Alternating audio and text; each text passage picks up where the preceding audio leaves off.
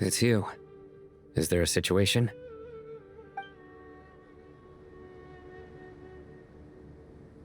The Aranara have good intuition when it comes to people. In other words, there may well be a traitor among us. Given everything that's going on, I'd be more surprised if there wasn't. Miss Nefer, as a professional intelligence broker, I trust you have a solution? Not one that I'm willing to volunteer. What's in it for me? Let's say I'll treat this as a pilot project aimed at expanding your intelligence operations. Whatever business you're in, an avenue to demonstrate your abilities could never hurt. I like the sound of that. Glad we're on the same page. Given that you rarely set foot in Sumeru, practically no one at Caravan Rebot knows who you are. I take it you've read the files on everyone in the area? Yes. I also skimmed the list of evacuees, and am more or less up to date on where everyone stands. Any initial suspects? Limiting the scopes to males whose recent activity could be viewed as suspicious.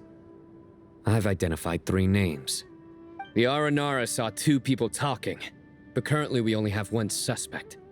The other person was probably just a messenger, and in all likelihood has already left Caravan Rebot. Everyone is heading for the desert per the evacuation order. Anyone willing to turn back at this stage is almost certainly with the Fatui. There's no way it was a spur-of-the-moment decision to act at a time like this. This spy must have been planted long ago. We need to smoke him out from wherever he's hiding.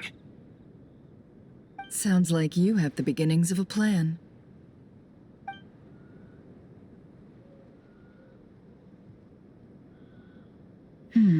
I see.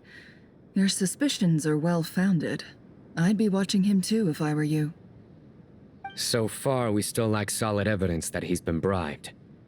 He hasn't made any recent purchases that would indicate he came into some cash. Then let's get closer to him to confirm before we make our move. I can handle it. I'm not based in Sumeru, so barely anyone at Caravan Rebot knows who I am. And you're certain you've never encountered this person in Nodcry? I'm certain. Besides, it's extremely rare for me to have had any direct contact with Sumeru mercenaries besides Jet. There's no way he could have seen my face before. Sino, stay out of sight and wait for my signal. If he raises any red flags, I'll bring him toward the main road. Understood. I'll take it from there. Excellent. Well, it's a pleasure working with you.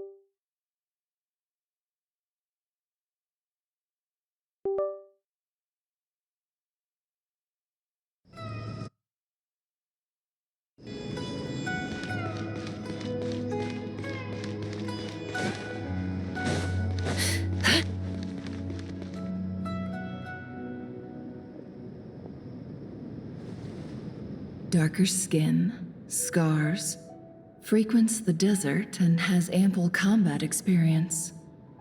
Nothing unusual about how he dresses or acts. What's that he's looking at? A coin. Interesting. Could that be how his contact paid him? Conveniently discreet for someone trying to hide any unexplained income. And yet it could be highly valuable. Sorry to bother you. Has everyone here already left?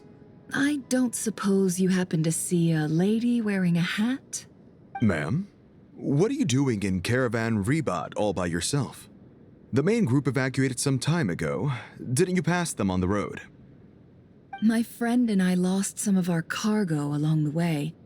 I didn't want to miss out on potential business, so I told her to go on ahead and meet the client while I retraced our steps. I didn't think it would be so late by the time I found it. And then there was a terrible sandstorm. I guess I must have taken a wrong turn, because I didn't see any large groups on my way here. Forgive me for asking, but just to be on the safe side, could you describe this friend of yours? Sure. She has blonde hair, and she was wearing a hat and a white dress. You'd definitely know if you'd seen her. Yes, I think that does ring a bell. Ah, my apologies. During this exceptional time, the Core of 30 are under orders to be extra cautious when dealing with unknown people, whoever they might be. I understand.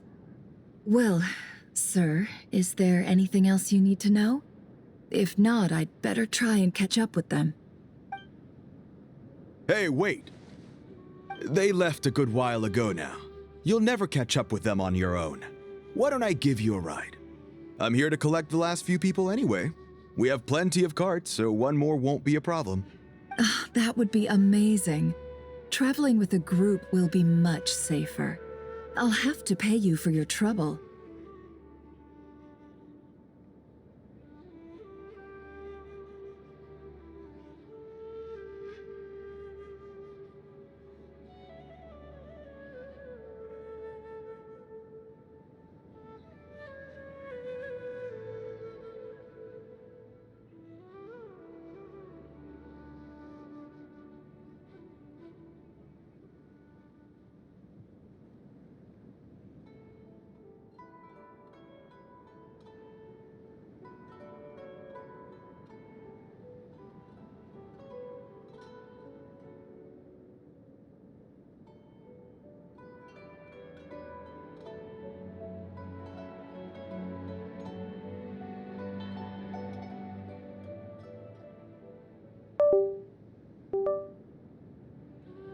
Hey, let's not worry about the money for now. Wait here a moment. Once I'm done packing up, I'll take you to join the rest of the group. All right, thanks. Let me know if you need a hand carrying anything. No need for that. I'm strong enough for both of us. Okay. Well, I wish there was some way I could repay you. Guess it's my lucky day, running into someone who knows what they're doing here. You might have just saved my life, you know? You're not wrong there. I mean, what kind of cargo is so important that it's worth risking your life to get back? I hope for your sake that it's priceless. Actually, I suppose I can tell you, since you've been such a big help. But be sure to keep it to yourself, or we could both be in big trouble. Oh, really? Sounds mysterious. We're in the antiques business. You understand? Some of our goods aren't acquired through the most legitimate means. We have to be very discreet when we're selling them. That's why I had to go looking for the missing cargo alone. Ah, no wonder. Well, ma'am, in that case, it turns out that maybe there is something you could do for me. I'm all ears. But to be clear, our commission isn't cheap. Think carefully before you ask. We don't want to ruin our relationship before we even hit the road. I'm sure that won't be a problem. My issue is, I have something that's a little difficult to sell on as well. Take a look at this.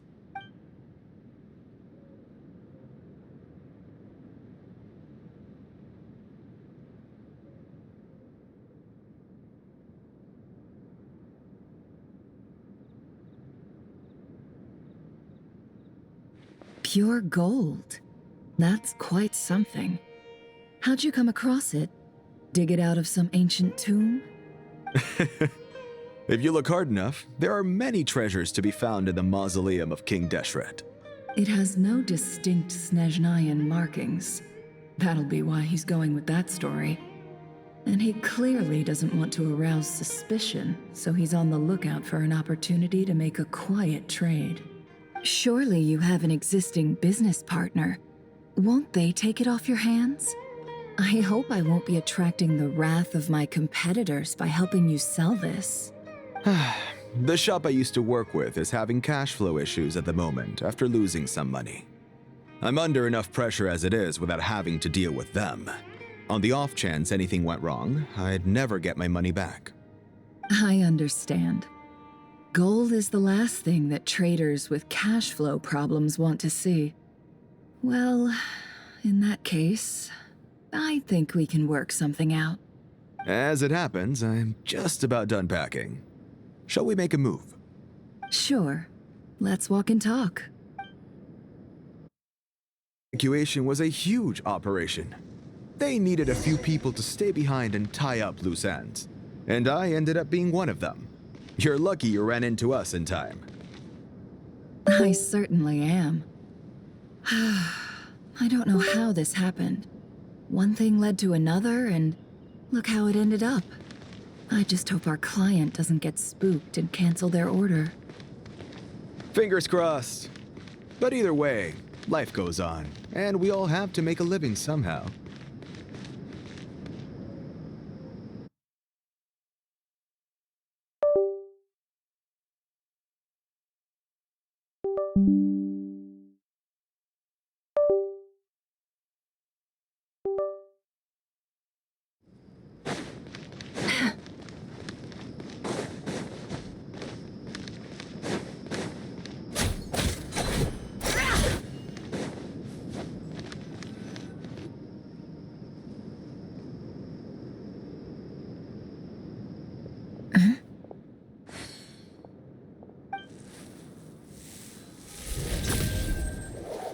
Hands where I can see them.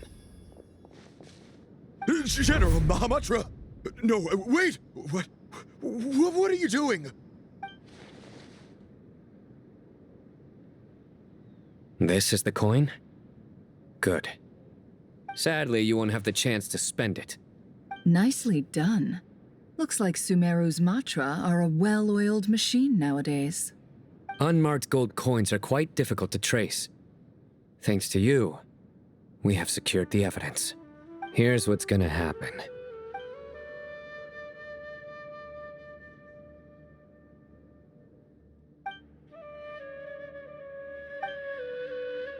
Southeast from here, leeward side of the hill. That's where he's meeting his contact. Great work. Candace tells me your interrogation skills are highly effective. Hers are quickly catching up. She's improved a lot in recent years. Looks like it's over to you for the next step. Because I'm quickest on my feet? Because you know how to trail a target. Plus, it'll be easier to monitor their activity from the air. Fine. I'll be quick. One more thing. The Traveler just brought a message from the Dendro Archon. Once you're done with this, we're to meet up at the mausoleum of King Deshret. Got it. Will do. Are you sure you'll be okay on your own? Gee, I don't know. Maybe you should come with me. Okay. Then Paimon's coming with you. Really? You do know this is a stealth operation, right? Meaning, you have to be quiet? Paimon, are you sure about this? Well, Paimon at least wants to give it a shot. Like everyone says, if you never try, you'll never know. Besides, being the best guide in Tibet has to count for something. This should be a piece of cake. Fine. Join me if you want. But be warned. If anything goes wrong, I'll have to gag you and shove you into a bush. No need! Paimon will be super careful. Promise! Good. Then what are we waiting for? Let's go. Ah! Coming! Coming!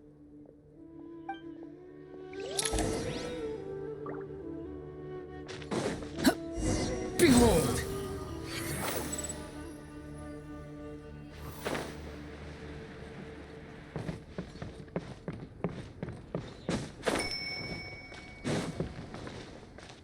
The wind rises.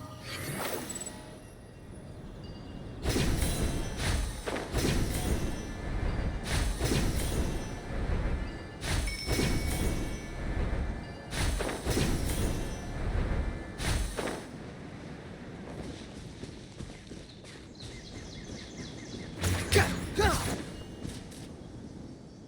guy! Wait up! Hey, slow down, will ya?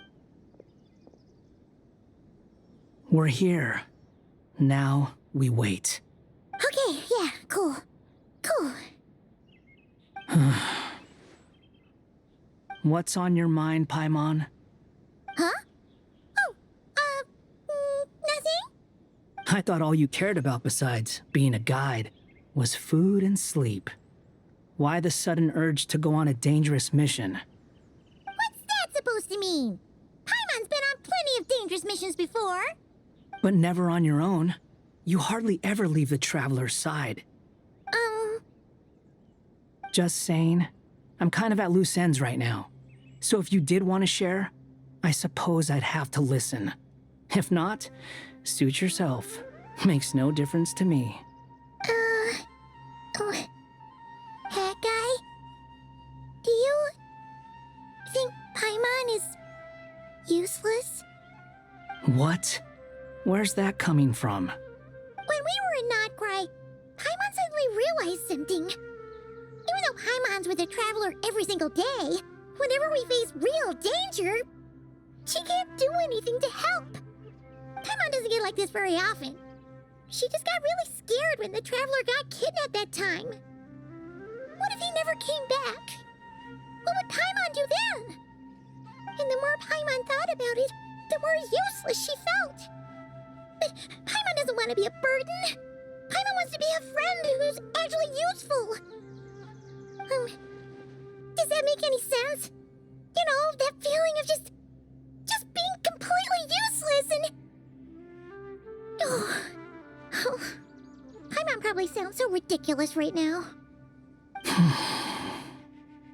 You asked the right person. Boy, do I know that feeling. Oh, that guy. I'm not gonna try and encourage you. What I will say is this. When you start doubting yourself, you have two choices. Give up or change. You have to make the decision to move forward. Otherwise, no amount of consultation from other people is gonna help you. So ask yourself, what do you want? To get stronger? To learn more? Whatever it is, go do it. You won't have any regrets if you can at least say that you tried. Oh, all right. Something's not right. Shouldn't they be here by now? Paimon, is it just me? Or is it a little too quiet around here? Should Paimon take a look? We'll give it another hour. If nothing happens, we head back. Okay.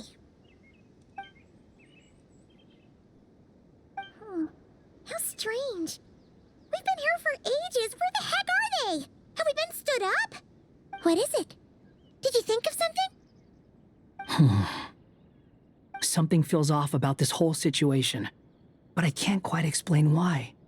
We know for sure that the guy Sinocot had something set up, yet somehow his contact is a no-show.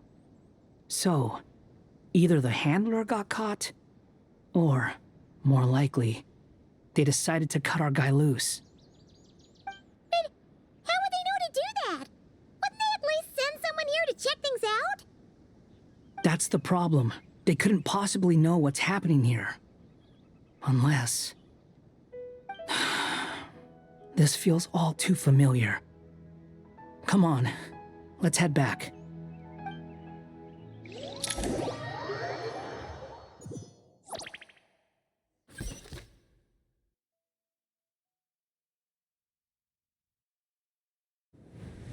Even though this isn't a formal meeting, I'd still like to start by saying how grateful I am to each and every one of you. Thank you all for coming here and standing by our side. Shesibank and Bennu are currently assisting the scholars with the maintenance of Aru. Please forgive their absence.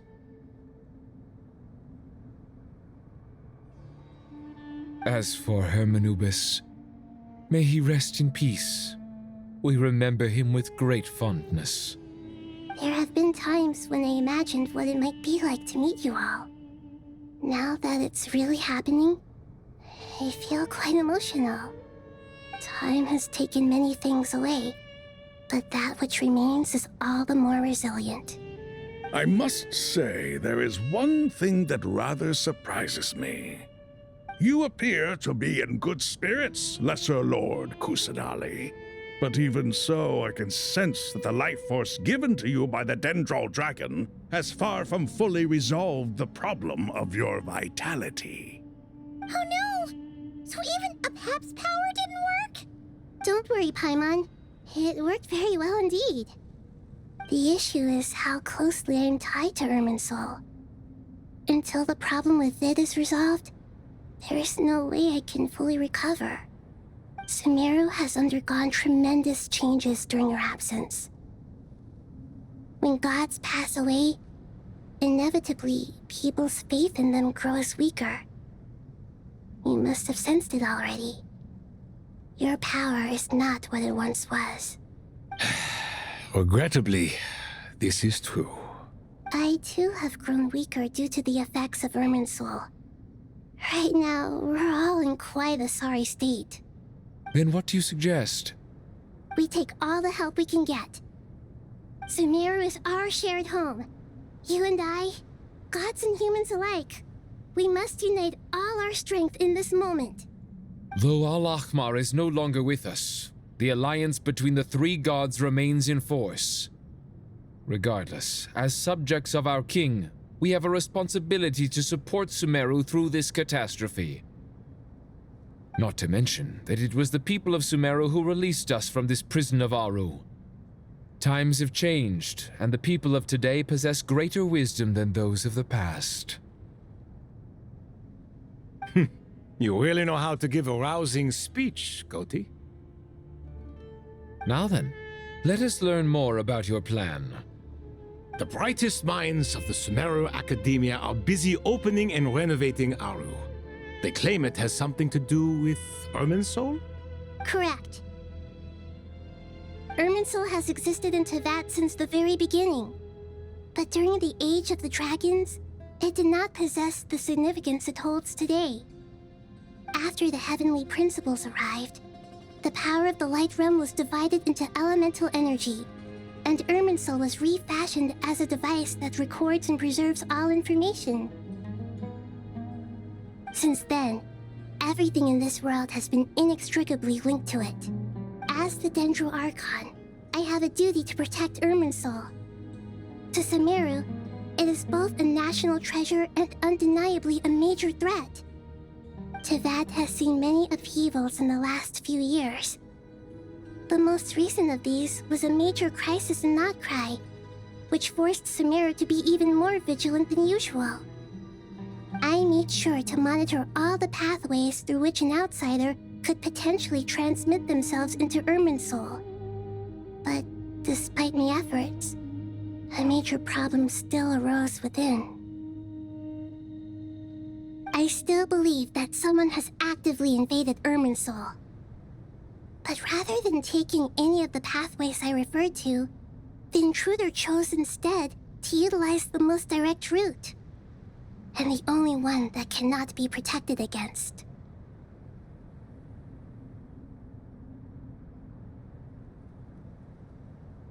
By entering Irminsul through death. I see what you mean. You cannot simply stop all deceased souls from returning to the ley lines because of a potential invasion that could occur at any time. That's right. As important as it is to guard against external threats, I couldn't allow myself to stop the souls of the departed from finding peace. Please, understand how difficult this predicament was for the Dendral Archon. Defense has never been an easy task. After Irminsul was invaded, my authority was quickly restricted. Soon after that, the tree began denying access to any connections. I'm sure you feel responsible, but you are not to blame. No one can predict every possible disaster. There will always be trials and tribulations for the world to endure. But the people of Sumeru should not have to endure this. We must find a way to break through the lockdown and connect to Irminsul. And this is why you need Aru. Yes. The only thing in Sumeru capable of rivaling Irminsul in terms of overall function and performance is Al-Akhmar's legacy, Aru. All I managed to do before falling into a coma was make some minor adjustments to Irminsul. Using Aru is a last resort, and a move that comes with enormous risks. The Scholar's initial plan was to borrow Aru's power to reboot the Akasha, then use the Akasha to connect to Irminsul and investigate. Unfortunately, Irminsul has suffered far greater damage than they first thought, rendering that plan futile. To rise to the challenge, we had to resort to more extreme and far costlier means. This has led to a number of new contingency plans. To reclaim Irminsul, our brightest scholars have made further modifications to Aru with multiple goals in mind. I thank you all for giving them your blessing in this endeavor. Human wisdom has clearly improved over the millennia. You have not only our support, but that of the Jinn, the Aranara, and the Pari. Together, we will do everything in our power to save Irminsul. By the way, when you spoke earlier of an intruder, it almost sounded as if you knew who you were dealing with and what they were capable of. Well, since you ask.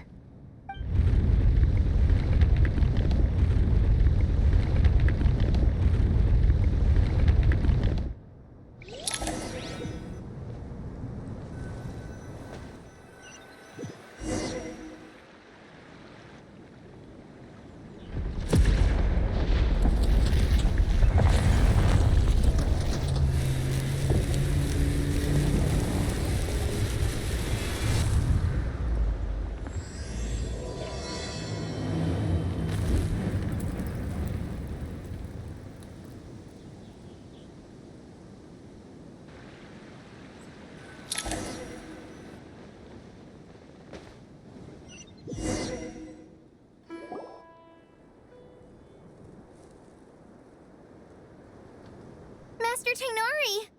What is that? Is this Irminsul? How did this happen? What's going on inside? Luckily, we managed to evacuate everyone. What in the world was that? That was terrifying!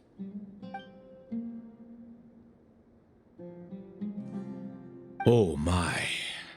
I understand now, Dendro Archon. You make yourself quite clear indeed. Not once over the millennia has Irminsul been so terribly afflicted as this.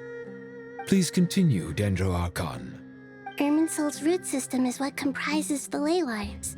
In the past, it has always been hidden away, going unseen by the general populace. But now, an evil intruder is making it reveal itself. It has become a tree of unbridled greed. A clear sign that a deranged experiment has advanced to a new stage. Blasphemy. From where I stand, an experiment in the name of blasphemy sounds rather improper. But if we are to honor Dottores' will, this is what we must do. The birth of this tree proves to me beyond doubt that this incident is connected to him. But to explain the situation in full, there is someone I need to tell you about.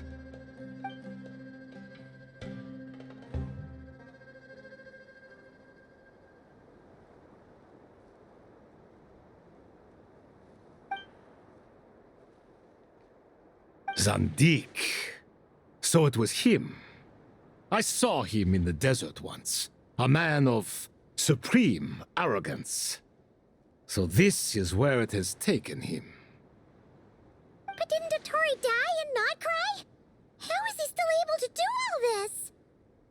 He must still have loyal followers amongst the Fatui. Even so, I'm still unclear as to how he has been able to wield such a profound influence over Irminsul. I can confirm that Fatui forces have arrived in Sumeru City. Furthermore, Irminsul seems to be undergoing some kind of mutation. Evil branches are beginning to grow. Things that do not belong to this world are slowly but surely materializing. Sorry, I couldn't think of any other word to describe it. They don't seem to be fully formed physical entities yet, after all, but they are gradually becoming real. A baleful tree climbing up into the heavens. Speaking of Dottore, I have some information on that front as well. I didn't think it was wise to state this out in the open. But my theory is, the mole wasn't cut off after he was caught. They wrote him off from the beginning. You mean the Fatui never intended to follow through with him? Then why plant a mole at all? It's hardly a conventional strategy, and the rationale behind it is pretty twisted. But as it happens, I know someone who works exactly this way. And when it comes down to it, his goals are very simple. He just wants to confuse people, so they can't figure out what he's up to. He's been a collaborator of Dottore's from the outset. That fact alone confirms that Dottore is involved with this somehow.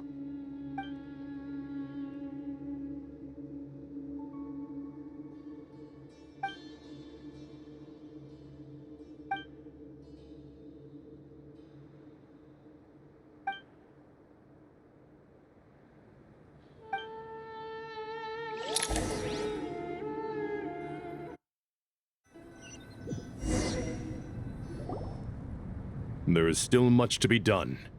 Everyone, please remember our core strategy.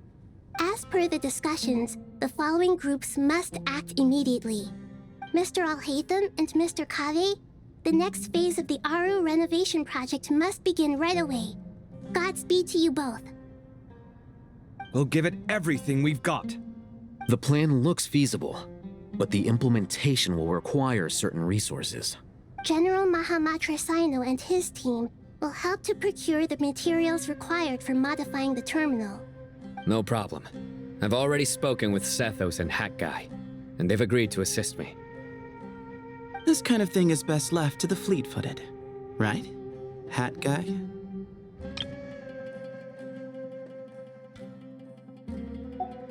If it's efficiency you're after, we're the right people for the job. Following up on the elemental energy amplifier we discussed, Ms. Dory, I assume you're the one most familiar with the status of this project. Aside from the Dendro Archon, of course. Yep, that's right. Leave it to Lord Sangama Bay. Got it. Well, I'd like Madame Farazan, Kale, and Nicole to support Dory on the technical side. You can count on us. Will do. Rest assured, I'll take good care of Kale. Dia, Candace, and Nefer, you'll be in charge of negotiating between the various parties. I trust you remember our goal. You bet. We can handle it. Good. I believe that covers everything. Tainari will provide ad hoc support as needed, if that's okay. Poor Tainari. Must be tough being Nephis' student. Getting bossed around all day, every day. Hey, don't try and drive a wedge between us, you old rascal. All it says to me is that Master Nephis has faith in everyone's abilities. While I'm nominally here as backup, I doubt there will be many situations where my help is needed. Exactly. Finally, Traveler, you and I will head to the border between Sumeru and Natlan. Once that task is complete, I'll be asking some of you to accompany me to the Eternal Oasis.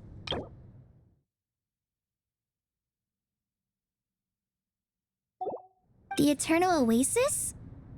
I thought that was just a legend. So it does exist after all. Regarding your trip to Natlan, under normal circumstances, a meeting between our two nations would be a far more formal affair. Unfortunately, Sumeru is all but completely cut off from the outside world at present. So regretfully, we won't be able to give the Pyro Archon Mawika the grand reception that she deserves. My apologies for the inconvenience. No point putting too much pressure on yourselves. That goes for everyone. Right. Especially you, Dendro Archon. I'm sure you're still feeling quite weak. Don't worry about me. The Dendro Dragon's life force will sustain me. Plus, we'll be there every step of the way. Nahida will be just fine. Yes. I believe in myself. And I believe in every one of you. Well, time to get going.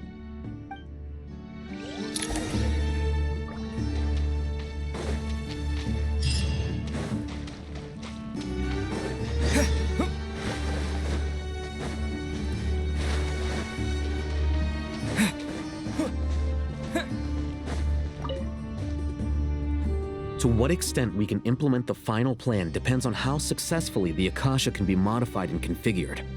And to make sure the configuration works, Aru will also need some further optimization.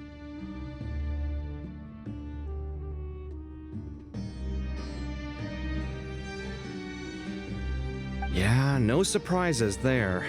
Once we roll this out, any Sumeru citizens who already have Akasha terminals can simply continue to use their existing devices. This still leaves us with a significant equipment shortage, though. Many groups of people were never issued Akasha terminals, including mercenaries, the desert folk, and many others. We'll need a supply of rare materials for the renovation of Aru and the production of new terminals.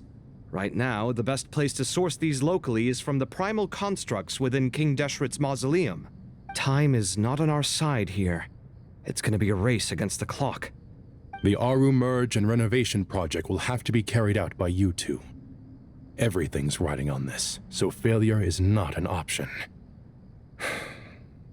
Best of luck to you both.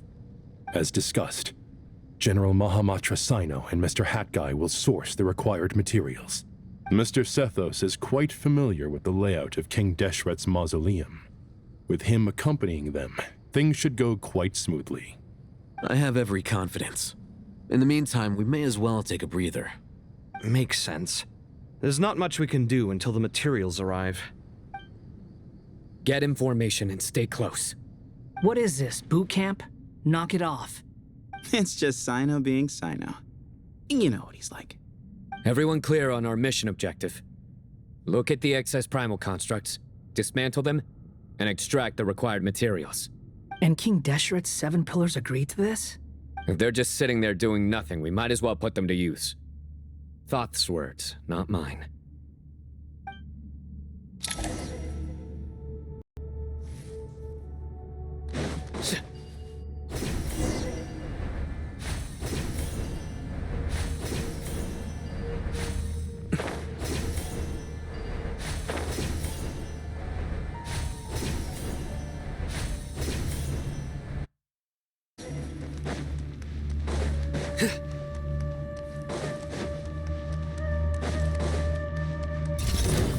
Way ahead! Move or squall in fury. Cry louder! Surrender! Your sins weigh upon your soul!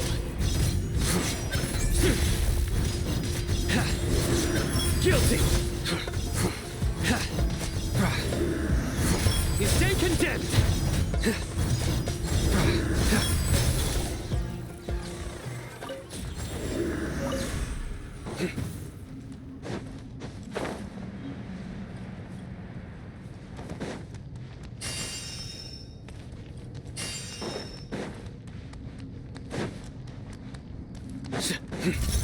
Excuse me? Through me, justice is served! Your penance is due! Guilty! You stand condemned! Your penance is due! Sage's wisdom! Behold! Ha! Ah! Bow your head! Ha! Yeah! Ha! Ja!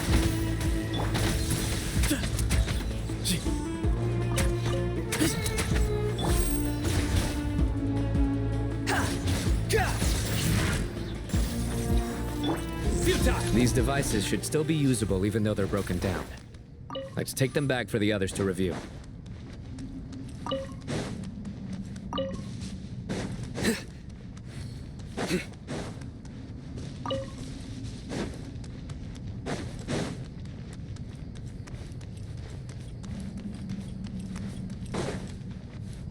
Squall Fury!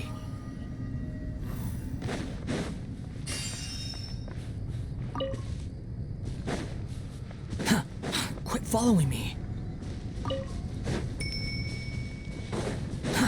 Too slow. Quit following me. Surrender! Way ahead! Move to Al-Akbar! Your sins weigh upon your soul!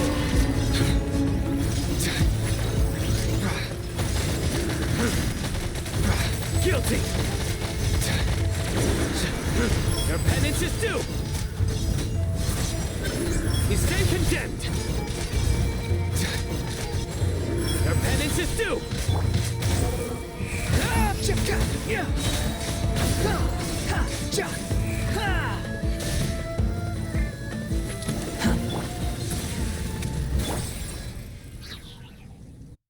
How many do we need again? Enough to make an Akasha terminal for everyone who doesn't own one. I remember you telling me how revolutionary these Akasha terminals were. You've used one before, right? The Academia declared the Akasha to be the most powerful and comprehensive wisdom dissemination system in history. That should give you an idea of how powerful it is. Certainly sounds impressive. Neither Hat Guy nor I have ever had an Akasha terminal. Well, if it all goes to plan, that's about to change.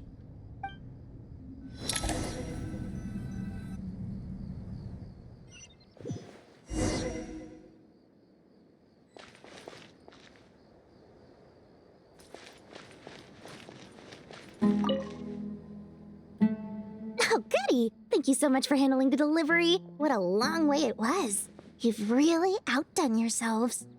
I'm well aware what a bumpy, dangerous journey it must have been. Now, I would have loved to oversee the process myself, but of course, those of us who know the plan can't leave the mausoleum. Oh, trust me, I'm patting myself on the back for my assembly work here. Simply flawless work. But will you really be needing all of this? According to our plan, yes, this is the quantity required. I have no complaints about the quality either. Only the price. So expensive. I heard you covered a lot of the funding out of your own pocket. Oh, that's an exaggeration. The Academia provided most of the funds. I just offered a small token of my goodwill. Of course, the real tragedy is how little profit I'm making on this. You know, it's a serious crisis when you can't even make money out of it. It's really quite a beautiful design. And I'm intrigued by how such a diminutive device is able to output the power of the Light Realm. Did you attend the lecture on Light Realm energy, Madame Farzan? I don't believe I saw you there. Of course I attended. I was just a little late, so I had to listen to the whole thing from outside the back door. Anyway, I have a perfectly good understanding of Light Realm, elemental and abyssal energy, as well as the relationship between the three. Good to know. Master told me in private that the conversion process between Light Realm energy and elemental energy involves highly classified knowledge that shouldn't be disseminated too widely. But even so, the scholars still shared said information. Well, you can't enforce a rule that everyone breaks. Is that the idea? At first, the Dendro Archon was reluctant to explain it in great depth for safety reasons. Later, she came to terms with it and simply informed my master that we would all have to face the question of survival together. To protect someone from such dangers means keeping them in the dark, but for someone to know and embody the wisdom within, they must understand its very essence. It's an information hazard. We're exposed to danger just by knowing the facts. And just like bait, it lures us in by offering us the solution to our problems. But if you're not careful, you'll end up pursuing it down a dark path. A tricky problem. But today, this big problem has been broken down into many smaller, more trivial ones. What do you mean? I get it. For instance, you and I share secret knowledge, while she and I take on the risks of life, death, and fate. Something like that? Hey, what? That is not what I call a trivial problem.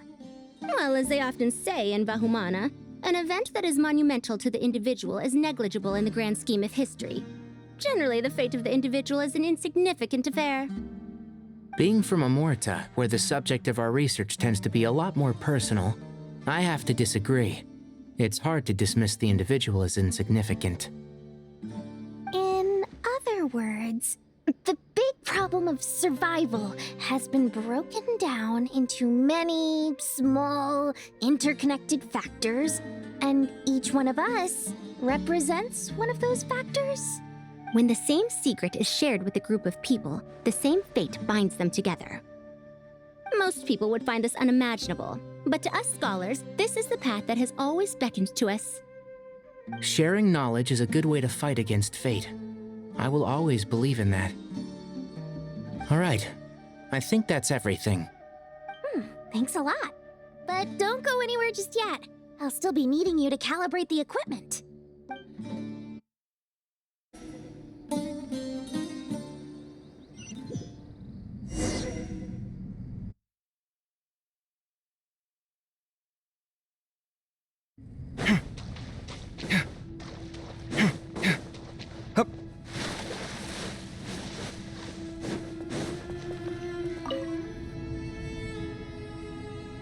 Okay, the materials are ready.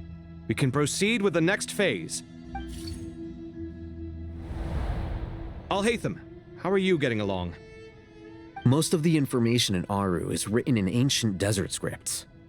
Some of this is written in a tribal language, while other parts seem to be a variant of an oasis script, based on the glyph forms. Oh. Not lost to history, I hope. Some are. All we can do is infer the meaning based on the rules of related languages. Although, this section actually fills in some of the missing historical record. I'm transcribing it so we can bring it back to the academia. After Aru started up, 2 more lines of text appeared here. Can you read them? Humans may not read what is written by the gods, except by not reading. Victory should not be easy to attain, for it symbolizes divine wisdom. Knowledge must not waver, for it has external borders. Is this a clue to solving a puzzle? Or is it being symbolic? You can't read it unless you don't read it. Victory is wisdom. Knowledge is confined by borders. Wait, I think I've got it. It's a metaphor, isn't it? It's talking about a chessboard.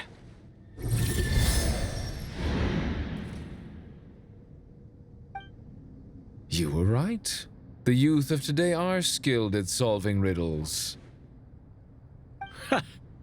Have the secrets buried in the desert not been unearthed over the years all the same?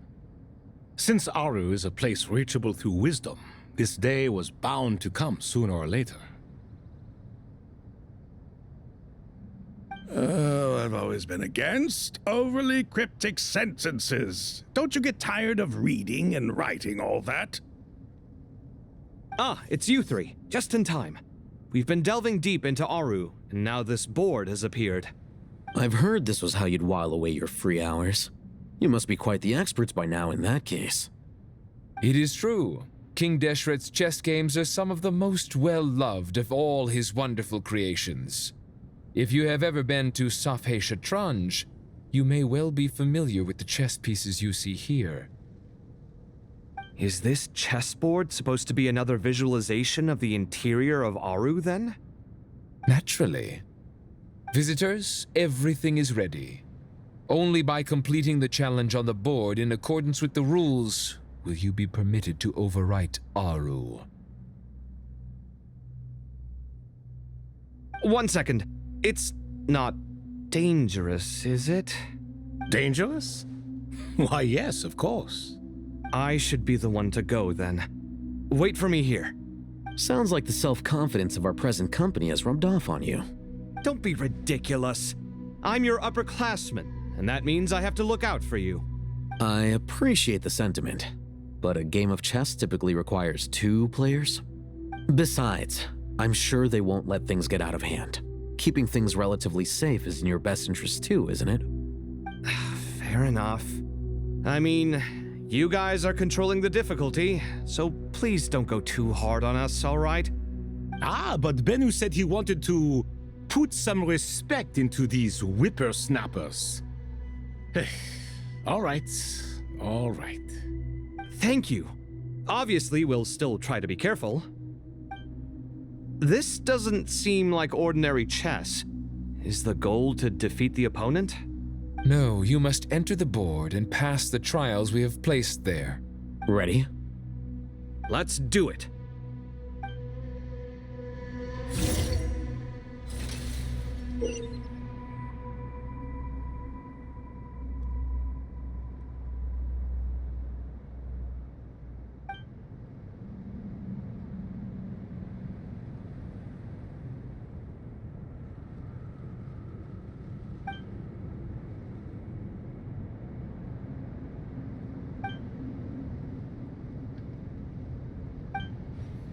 The first trial is posed by me. I don't think this is gonna stop us. Ah, but the key to this game lies in working together. Otherwise, you will be deemed to have broken the rules. Looks like it's up to me. Marak, can you open it? King Deshret's favorite primal construct. Living on in suitcase form, of all things. Amusing. Oh, excellent work.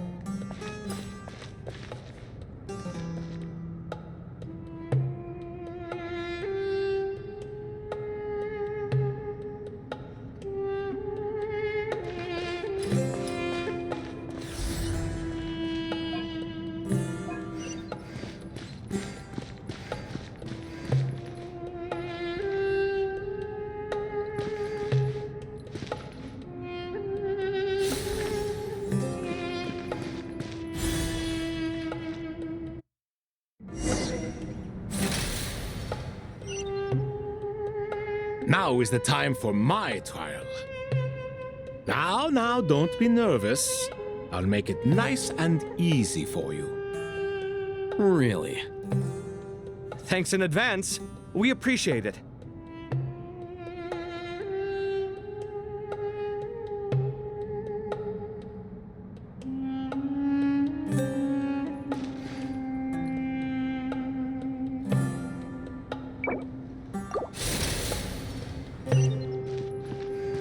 Now is the time for my trial.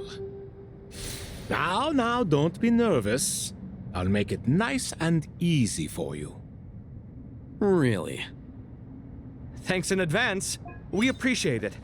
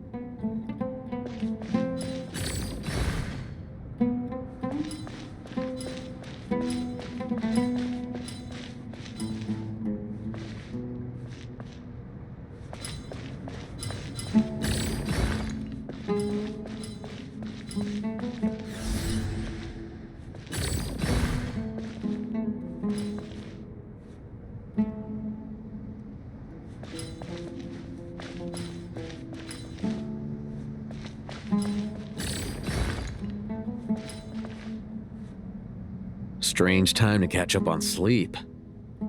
I'm not sleeping, I'm thinking! It's not that simple, you know.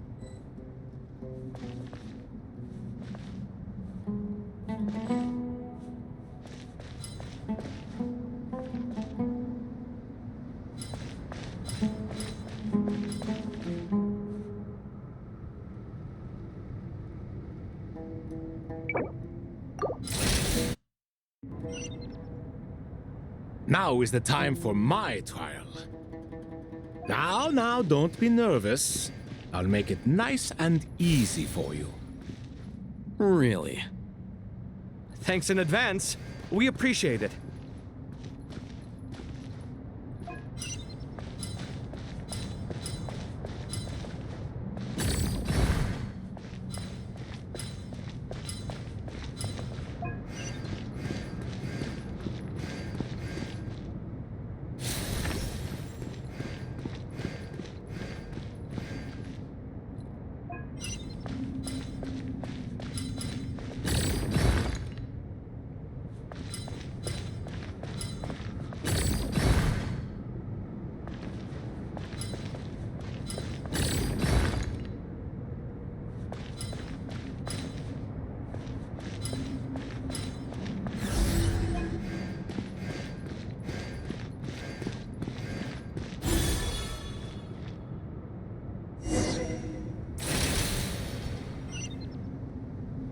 Ibis King, don't you think this all rather inappropriate? You may as well be handing them victory on a silver platter. Do not expect me to follow your lead. Ha! Suit yourself.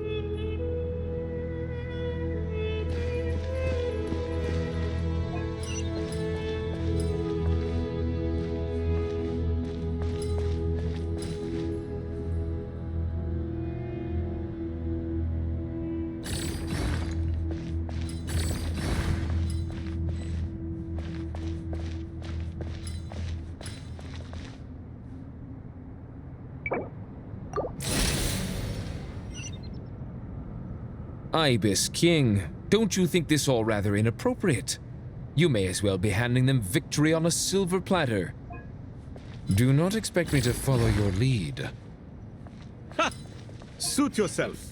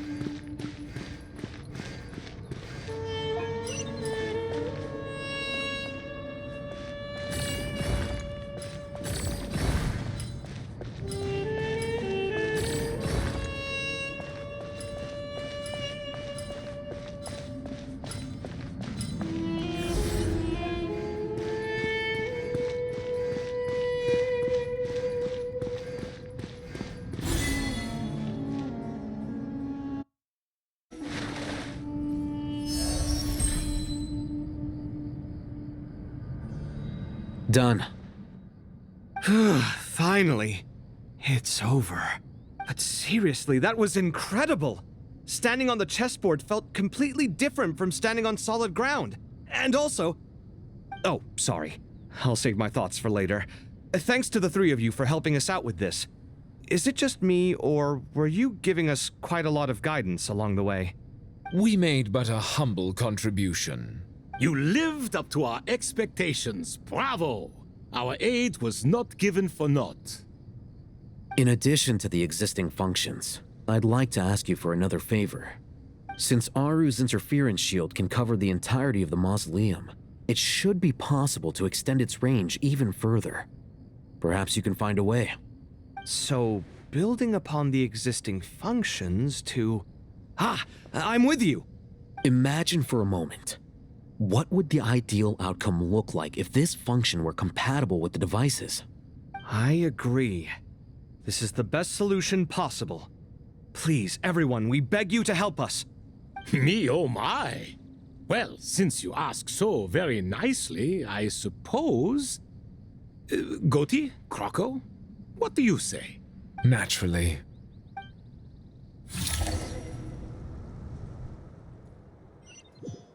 Time to go!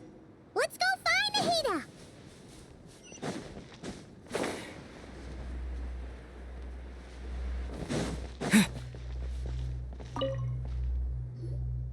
There you are.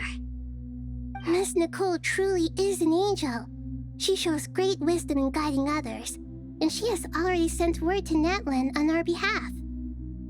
She said that while the other members of the Hexen Circle are busy with important work, she is quite free, and she is more than willing to accompany the people of Sumeru for the entire journey.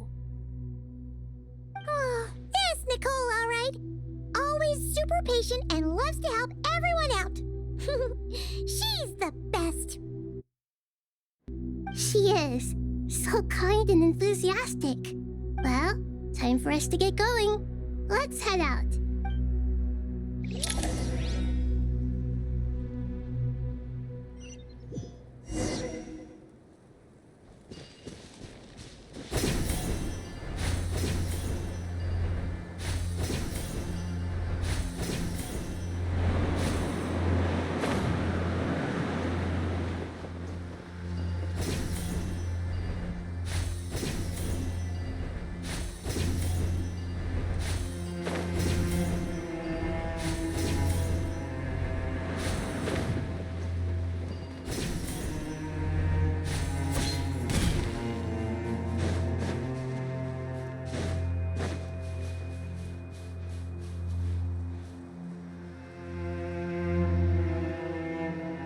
This should be one of the closest places to Natlan in all of Sumeru.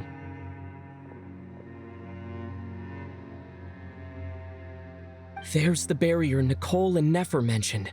It completely cuts this nation off from the others. But why?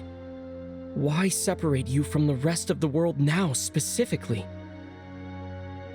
And if I'm not mistaken, Irminsul was polluted once before, wasn't it?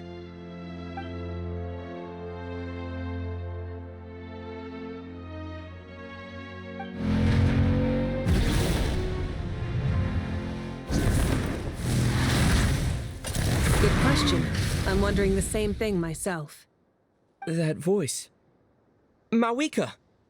You got here pretty quickly. Hello, traveler. It's been a while.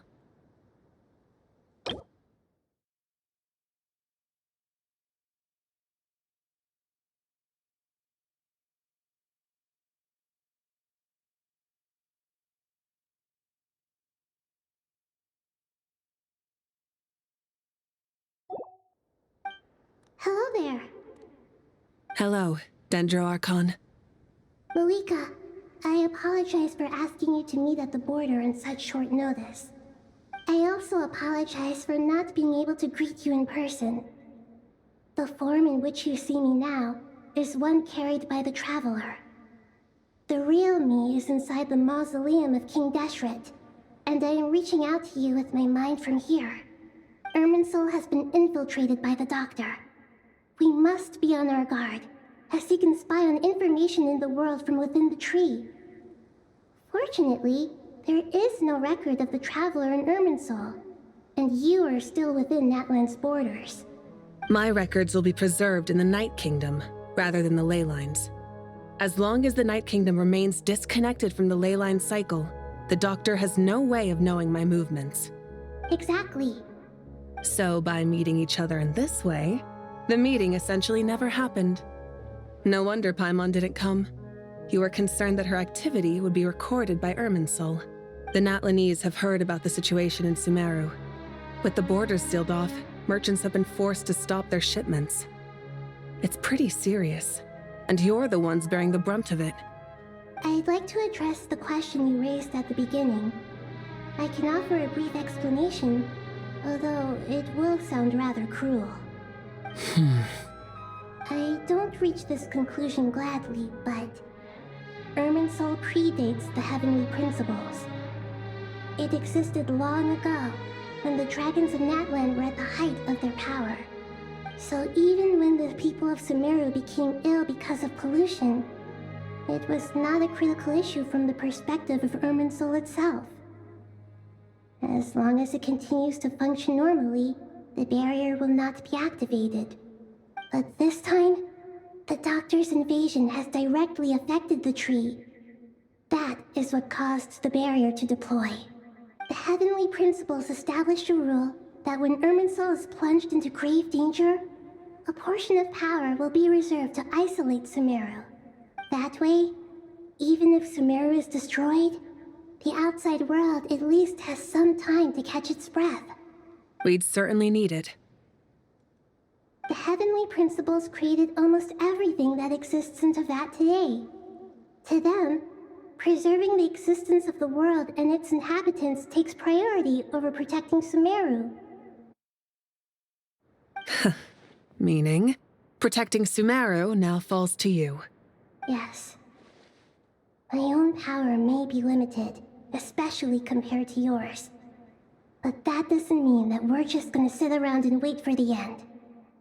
If necessary, I will utilize any and every means at my disposal. Nicole of the Hexen Circle didn't say exactly what this meeting was about, but after hearing everything you've said so far, I think I can guess where this is going. That's right. Nahida and I discussed it at length. We both know how presumptuous this is, but...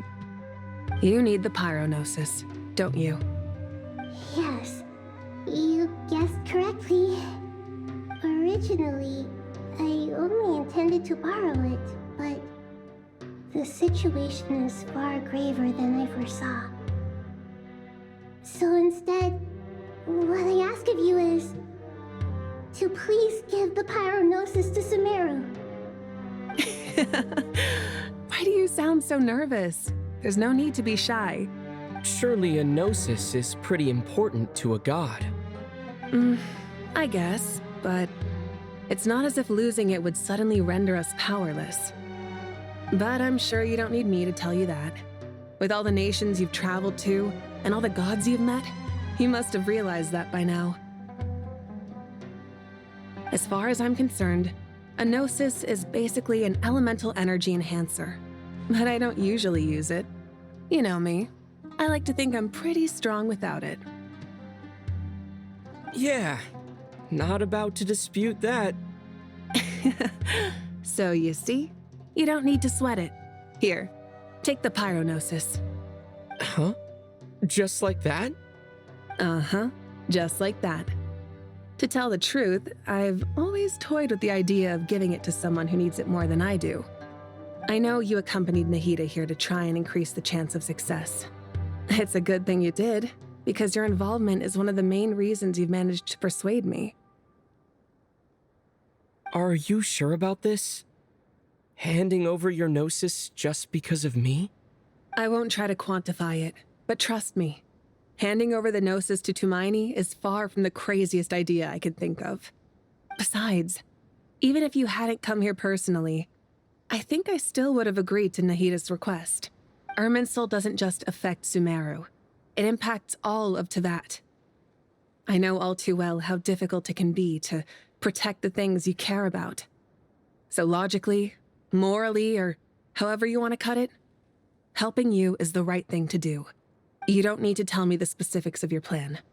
Where the Gnosis is involved, the tighter the secrecy, the higher your chances of success. Malika, my heartfelt thanks go to you and the people of Natlan. Don't mention it. But now for the hard part. How do I actually give it to you? The Irminsul barrier is right in the way. I have an idea.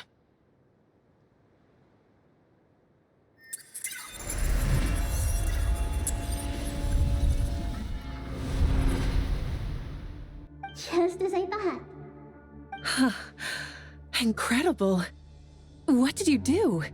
Just made a lucky guess. This seems to happen quite a lot. Things that apply to everyone else don't seem to apply to me. I figured the same might be true here. Irminsul usually produces effects based on the records it holds. Since the Traveler is a Descender, Irminsul contains no records of him, and thus has no way to impede him. Is that right? You really are full of surprises. Catch. Whoa! Thank you, Malika. Thank you for trusting us with something so important. All right. No need to get so formal. It's not like we're strangers. Besides, there's still one problem. You might be able to pass through the barrier, but I don't know about the Gnosis. Any other surprises for us, Traveler? Let me try something. I have the Pyrognosis in my hand. It feels strangely ordinary. Not particularly heavy, and yet, this tiny thing symbolizes the mighty authority of a god. I need to think hard about my memories of Pyro. My memories of journeying through Natlan. All those important experiences I've had. The Gnosis disappeared. Traveler, are you alright? I'm fine. The Pyrognosis disappeared into my body. Just like phlogiston. Maybe it resonates with you because you've mastered the power of phlogiston. You might not be recorded in the ley lines, but you're still our Tumini. Whew.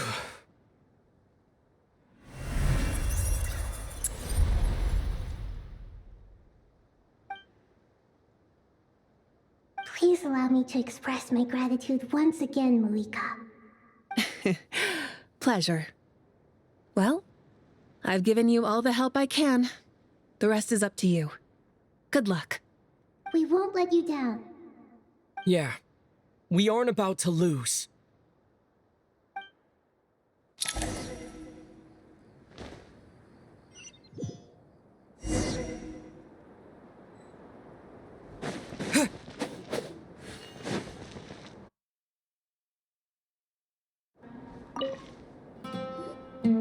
Traveler, Paimon, how are you feeling? Paimon's a teensy bit nervous, but only a teeny tiny bit. Seems like she's gotten way braver over the last few years, huh? Of course. After all the adventures you've had with the Traveler, I'm sure you've gained a lot of experience and grown as a person. I'm doing all right. What about you, Nahida? How are you holding up? With the negative effects of Irminsul, I'm a bit like a piece of fruit that's been burrowed into by hungry insects and left to rot. I'd be lying if I said it was nothing. But please don't worry. We all know what we're getting into, and we've prepared as well as we can. I believe in everyone. I believe in you. And I believe in myself. Stoking the fire inside oneself is certainly one way to live, but knowing when to rely on one's companions is also a form of great wisdom. I've been quietly learning little things from everyone, like plucking tufts of fur from a sumpter beast. Me too. With the constant traveling, I'm always learning and growing. That's the journey of life. I think there's someone else here who would share that sentiment. Don't worry about what I think. I was just passing by and happened to overhear your conversation. What are you talking about, Hat Guy? This is the top floor. No one passes by the top floor. Says who? You can fly just like I can. I would have thought it makes sense to you of all people. I don't know why, but I feel a little more relaxed now. It shows that you feel comfortable laying down your burdens in our presence. It means that Sumeru is a place you can trust, where you know we have your back. And we feel exactly the same way around you. That's what it means to be friends.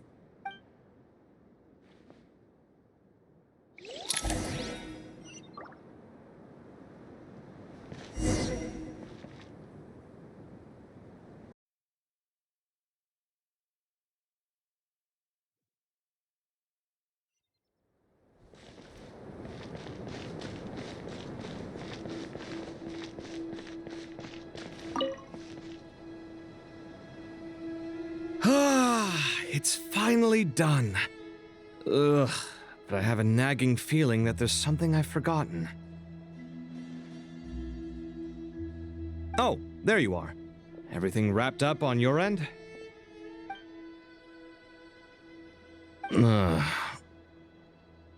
Okay, fair enough. That was a pointless question. We were working in tandem, after all. You must really be exhausted. Well, it's been a busy day for both of us. When work ends, you clock out. No looking back. Yeah, we're definitely due a break. Probably a little late to start drinking now, though. I'll stick with water. Here, this one's for you. Thanks. You want a bite to eat? I can grab us something. Or wait, I think there's a stove nearby. Let me take a look. Are you nervous? A little, yeah. Unlike you, it seems. How are you not feeling at all nervous? Because everything that happens next is beyond my individual control.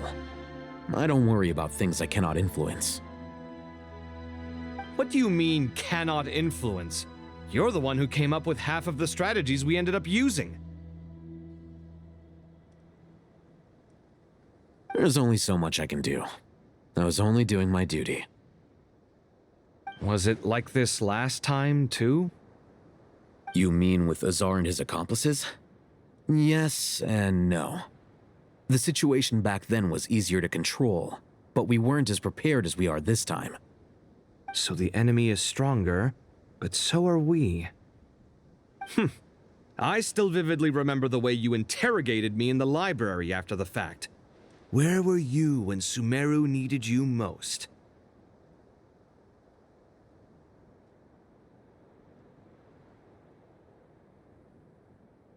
If your memory is so vivid, you might also recall that it was you who came looking for an argument. You're often the one who initiates these things, you know.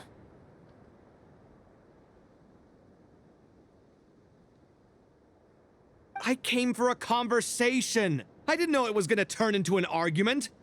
Anyway, at least I showed up this time. So, what do you think? What do I think? I think we're certainly better off for it. It's good having me around to help out, huh? Absolutely. As a citizen of Sumeru, you displayed a remarkable sense of responsibility in the face of disaster. Certainly feels that way. I just shudder to think how the world would have ended up if we hadn't gotten control of the situation.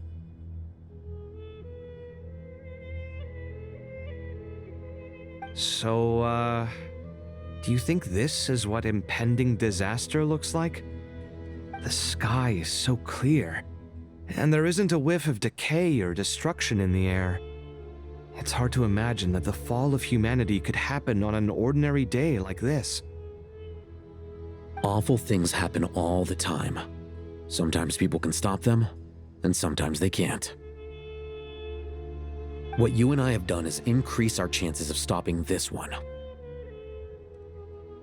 Lofty ideals may provide no defense at all against nihilism, but perhaps little decisions can.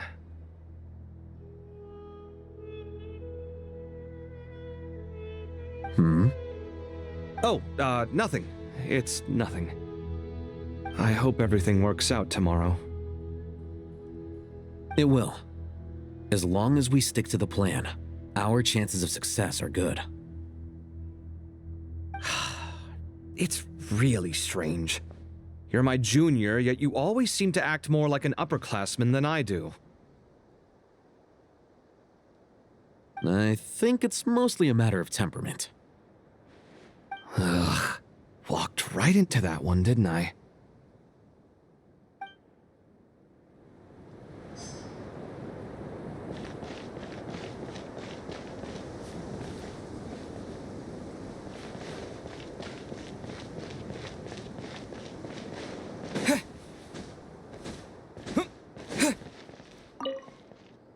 Feel free to mingle if you'd like some time to catch up with people. Just remember to get a good night's sleep when you're done. Tomorrow is a very important day.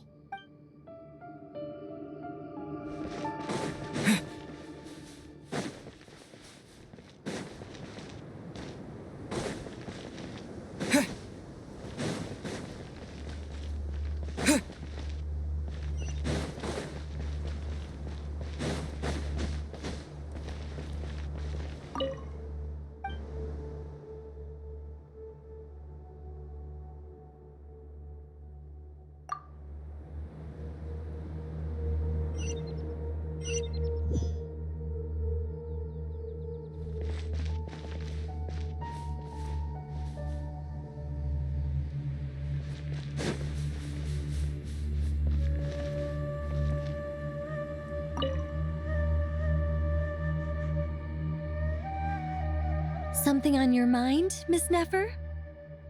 Nothing in particular. It's just, right now the future feels strange and unfamiliar. But the future has not yet arrived. How can you say how it feels? Some people know that there's an impending disaster. Others remain blissfully unaware. Each group is imagining an entirely different future while walking towards the same one. But when they get there, they'll still find they feel differently about it.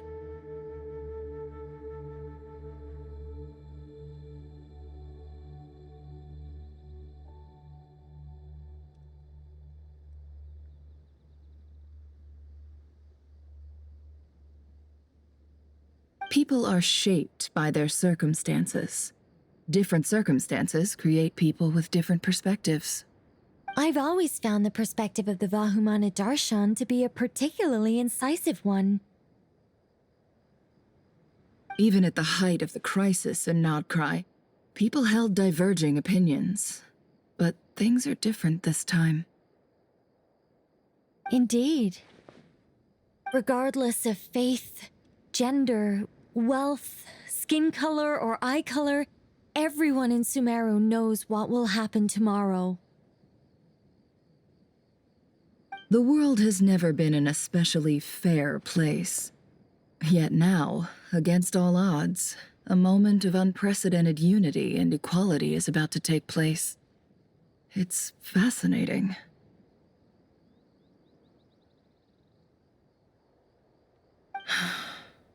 If only my father could have lived to see this era. Era.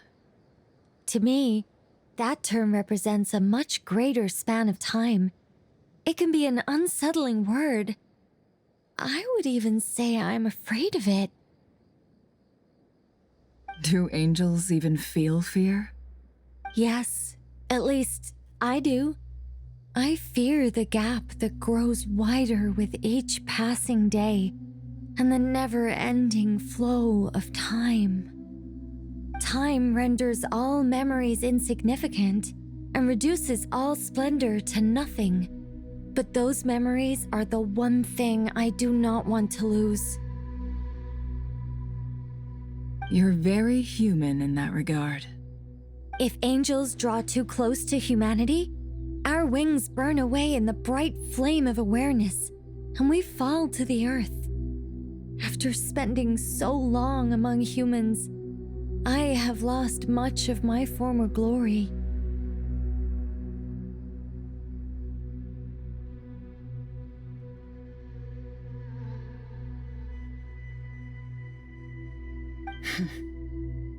Maybe that's a good thing. You're more human than some humans are. I've been talking to Kale a lot in recent days. We seem to be in completely opposite situations. I suppose that makes us good case studies for comparison.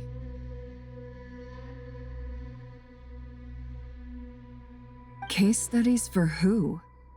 Myself, I suppose. After comparing the two of us, I suddenly discovered that I desired more than before. It was a gentle, pleasant sensation. Just as most people pursue glory and miracles, I too am pursuing miracles of my own. Guiding humans to make the miracles in their hearts a reality, that is my miracle. It doesn't sound so bad, does it?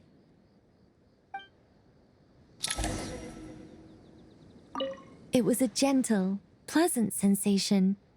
Just as most people pursue glory and miracles, I too am pursuing miracles of my own. Guiding humans to make the miracles in their hearts a reality, that is my miracle. It doesn't sound so bad, does it?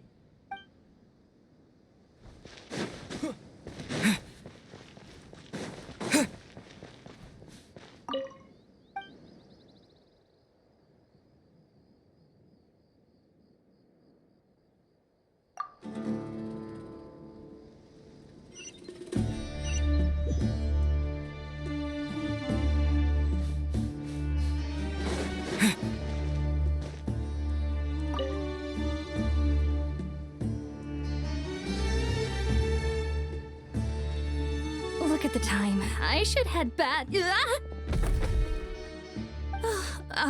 I'm so sorry. I was in a hurry and didn't look where I was going. Are you all right?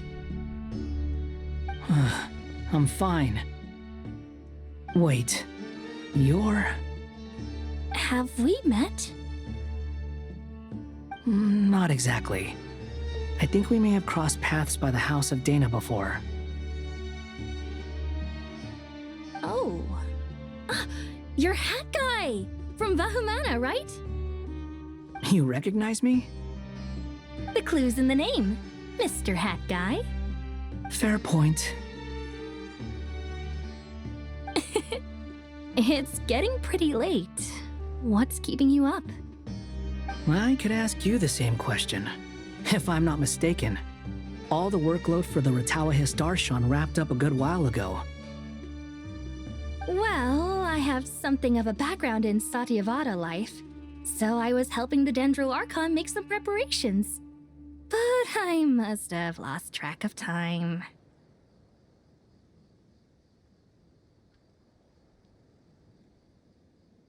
Did you find the experience enlightening at all? Honestly, it was tedious and uneventful at first. But eventually, I think I did sense some profound truths. But they also brought a lot of suffering with them. I was told that I even shed tears while I was meditating, though I have no idea why. Sorry. I hope I'm not scaring you. Not at all. It just proves you're very accomplished in your research. Good night. I wish you all the best for tomorrow. Thank you, sir. You too.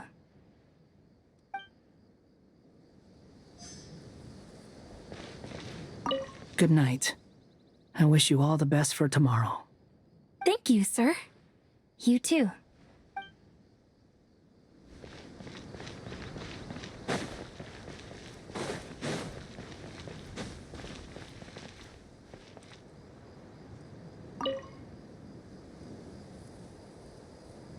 too bad we've got a fight tomorrow.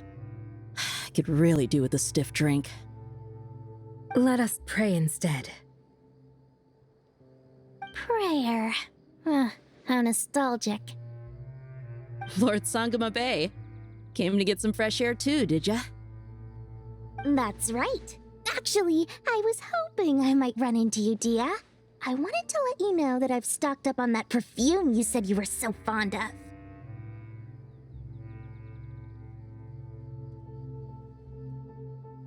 No, really? I'll take 2.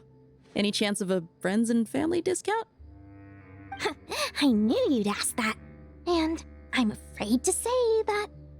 Surprise! It's free of charge. That's very generous of you, Lord Sangama Bay. Does this mean you've made a fortune in Not Cry? Nope. Turns out it's not that easy to turn a profit there. I even ran some assorted losses.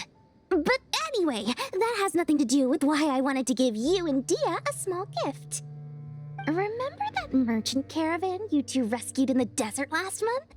That was transporting my goods!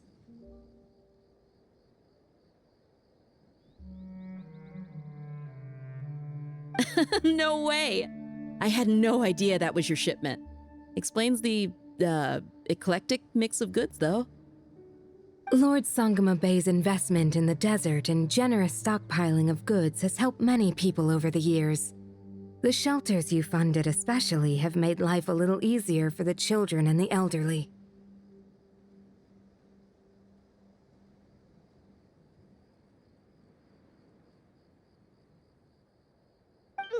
Wait, how did you know about that? Oh, I see. Nefer told you, didn't she? That pesky lady. Aren't intel brokers at least supposed to charge for divulging people's secrets? She and Candace go way back. It's normal for close friends to share things you wouldn't tell to everyone else. Sure, but why did they have to be things about me? That's how Nefer shows that she cares. She wishes for all of us to know what a generous person you truly are.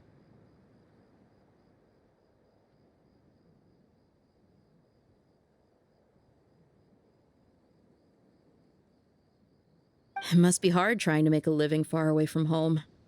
Just because we can tell what kind of person you are doesn't mean everyone else can.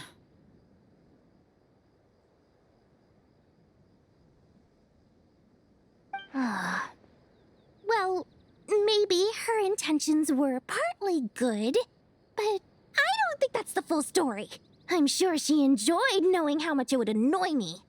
I'm telling you, Nefer's got a mean streak. Definitely with you on that. Does praying help you stay calm? Defending one's home is a just cause. My heart is filled with a mix of anger and hope. Anger. You know, being able to get angry is a good thing. It shows that you're in touch with the real world, and that you have the passion to pursue something you believe in. Oh, my lady? What are you doing out here? Just taking a walk to clear my head, and look where I ended up. Were you praying just now? Yes, Miss Dunyarzad. Would you like to join us? Come on, it's fine. She won't mind who you pray to. Oh, then sure. I remember you, Miss Dunyarzad. You visited my shop before. If I recall correctly, the god you worship is the Dendroarchon, correct? That's right. She is such a gentle and kind god. But to me, she is more than just a god I worship. I see her more as a friend. And so do many others. She's not some almighty god who reigns on high, but a genuine friend. Agreed. She's a wise teacher and a good friend. I spoke with several people during the evacuation. everyone's aware that tomorrow's battle is one that ordinary people can join too. A battle to fight for our friends and our homeland.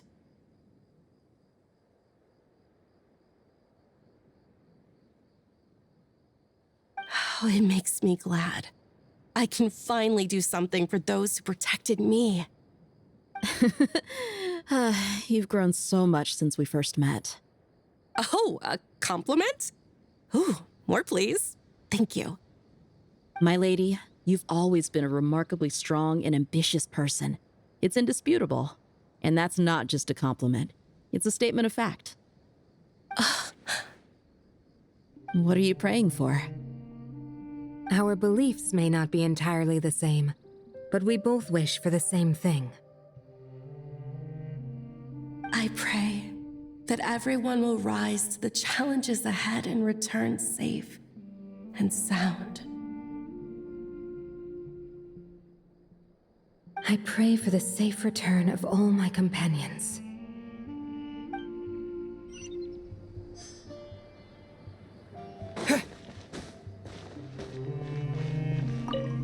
What are you praying for? Our beliefs may not be entirely the same, but we both wish for the same thing.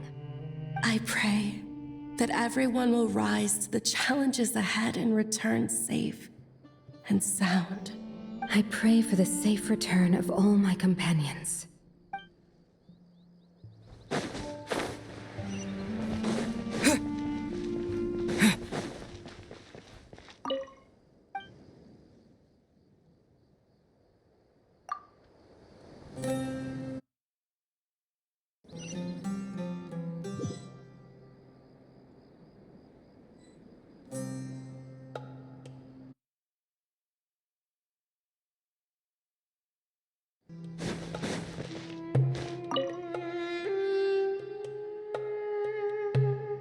We'll make our move after sunrise tomorrow. Good. Is everything ready? As much as possible. That'll be enough. Don't let the pressure get to you. We'll take things one step at a time. That's how we've always done it. Master Tainari! Mr. Sino! So this is where you were. I brought some juice and some water. Would you like some? I know how easily you get dehydrated in the desert, so you should definitely have some water. In which case, I'll have the juice.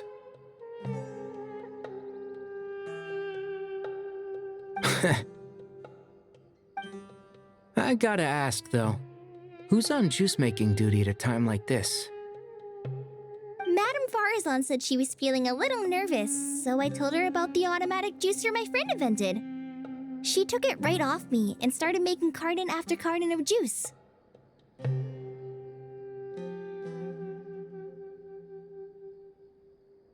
A juicer? Did Sucrose send that to you? Yeah, I hadn't had the chance to try it out before this incident occurred, but I couldn't bear to leave it behind in Gandharvaville.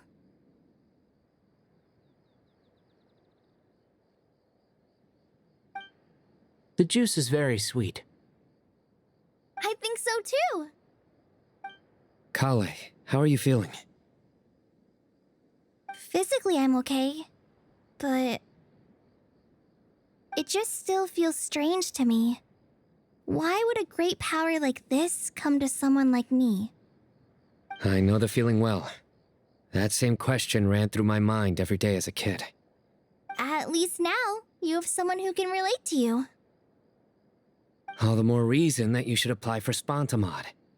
Tainari fiercely opposes the idea, though. Those two things are completely unrelated.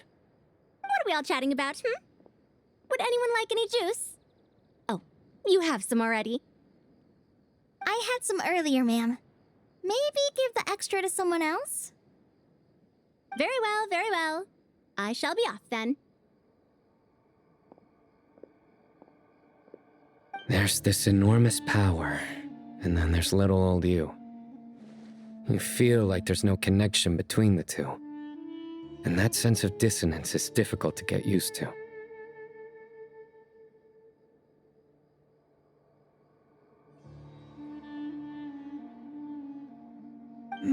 Yeah, But after all this time, I can't believe this stuff still gets to me sometimes. Makes me feel a little childish. Kale, just because we normally keep the conversation light doesn't mean we can't discuss deeper issues. I don't think it's childish at all. You were the victim of a terrible crime. It's normal to struggle with the fallout from it. You have absolutely nothing to be ashamed of.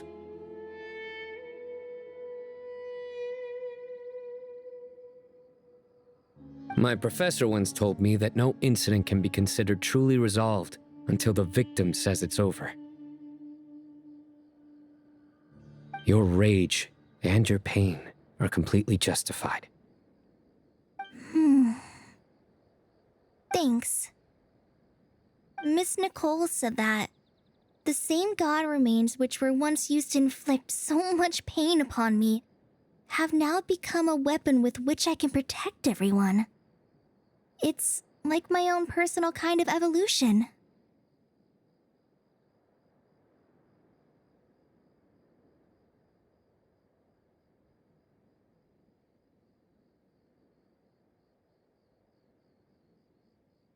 Every innocent person who's been hurt needs time to realize that it wasn't their fault.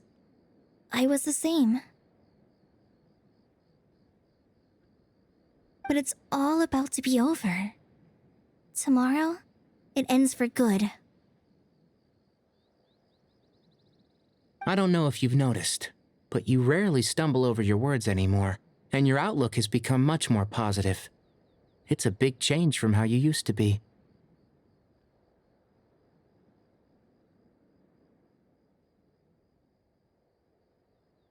And since this isn't over, you can settle the matter on your own terms. It's time you seized back control. I believe in you. Yeah, Sumeru is my home, and it's so important to me. I have to protect it. No, I will protect it. And once you're done, how about you come back and apply for Spantamod? Stop it with the sales pitch, would you? Hey, excuse me. There are still 3 unclaimed cups of juice here. Why don't you take one each? Ugh, my arms are getting sore from carrying them around everywhere. Madame Farazan, why are you... Here, let me take them off your hands. Thank you, Madame Farazan. Drink up and enjoy my handiwork. I think I'm going to make something else now instead. Please, try to relax, Madame Farazan. Your nerves are starting to get the better of you. I know.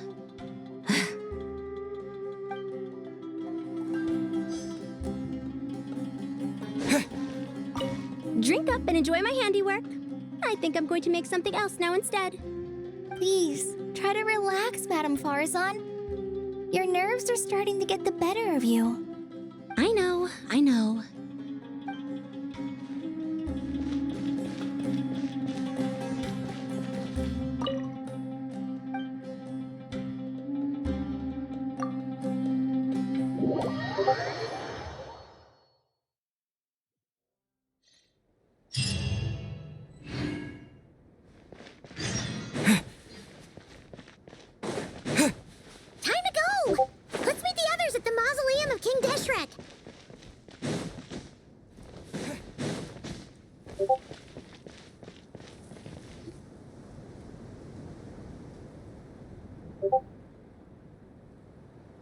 I have not felt this way in a long time.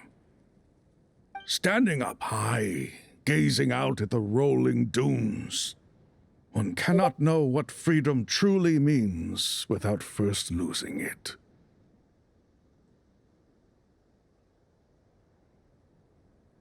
The golden slumber truly lives up to its name as a dreamland. Though desert sands exist there too, no mirage, no matter how glorious, can compare to true beauty. Dendro Archon, what is on your mind? I was wondering whose counsel I should seek on the questions in my heart.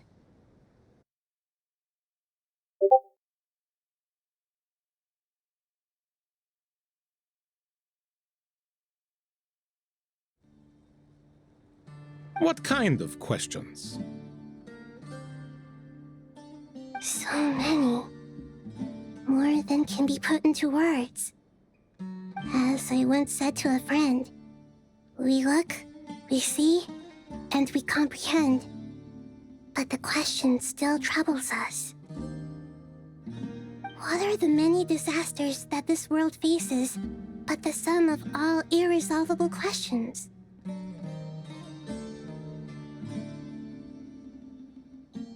The biggest question you should be asking is how to seize victory.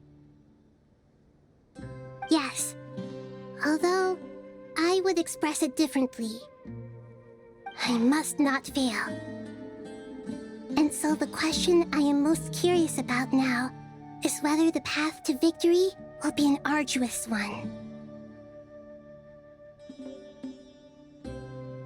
What we declare to be a young sapling, we may, in fact, find to be a towering tree, if we would only cast aside our ignorance and look beyond the veil of time to see her true form.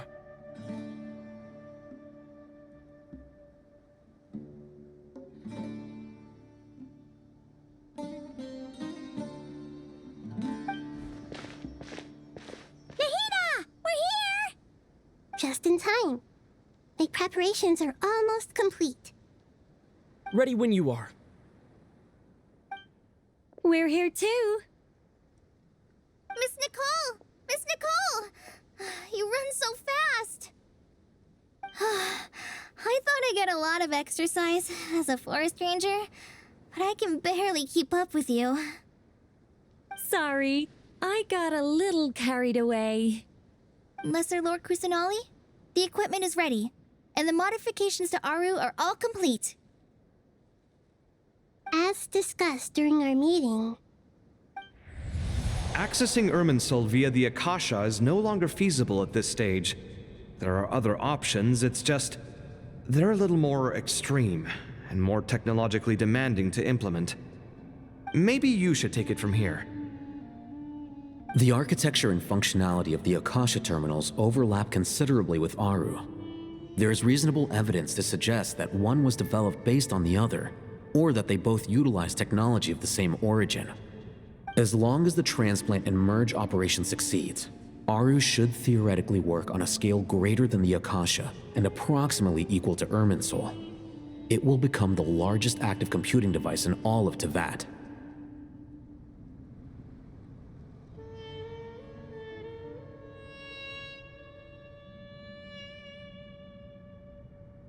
A system this powerful is capable of a lot of different things. In the past, the Akasha was primarily used for one-way information transmission, but I suspect it could also serve as a central bridging hub. In the pursuit of greater knowledge, some scholars have attempted to connect their consciousness to Irminsul through the use of terminals, incense, and meditation. Correct. In academic language, scholars who reach that stage are said to have entered Satyavata life. Hypatia has performed this practice many times in the past, and she was once under my care for a period of time. Right.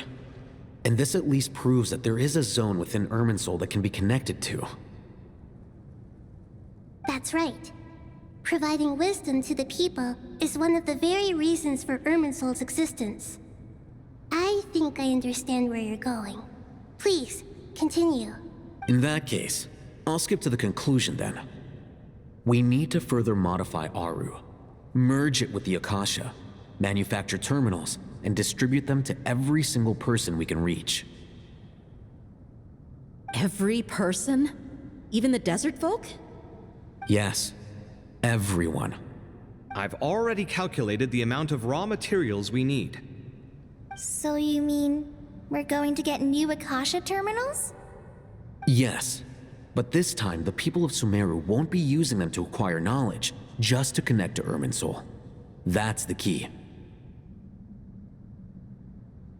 When we evacuated the city, we brought all the important assets from the House of Dana, in case we ended up needing them. Fortunately, this included the Akasha system's main terminal.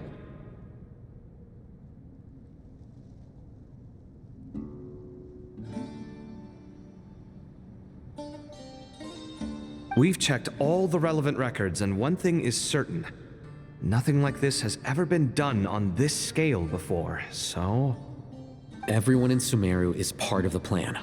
Whoever controls the people controls the situation. Since this function of Irminsul was introduced, it has only ever been made available to scholars, who don't constitute a particularly large group of people.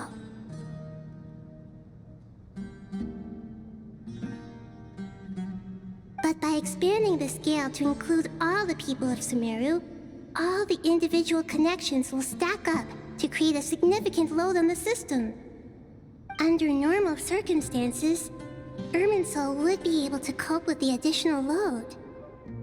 But with it already being under strain from other activities, its remaining capacity is limited.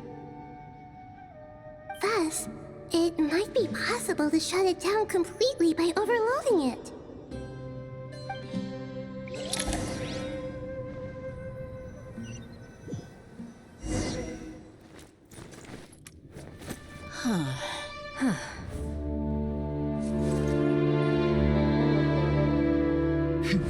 Counting down. 3, 2, 1. Are you ready? Ready!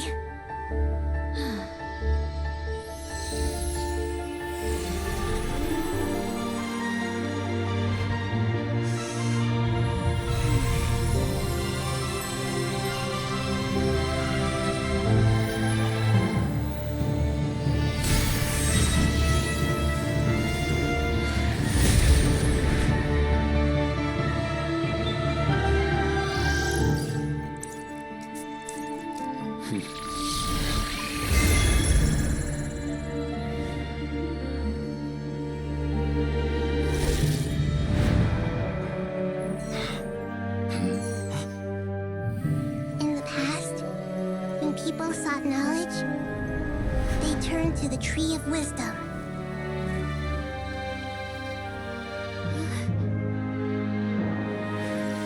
Today, we use it to save Sumeru and the whole world. These boughs that nurtured learning must not become tools for destroying the world.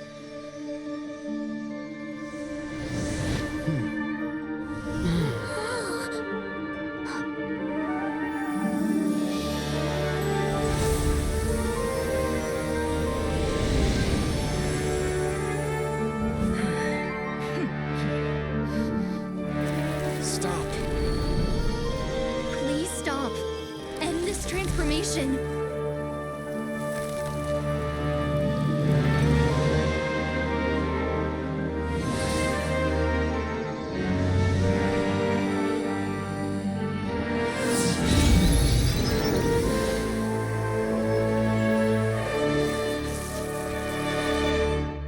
You would shut down Irminsul just to stop me? You fools.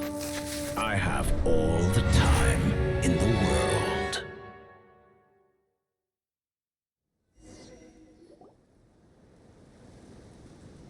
Success!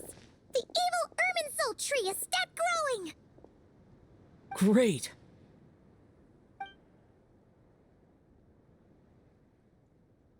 What a display of true courage! The courage to think and the courage to act!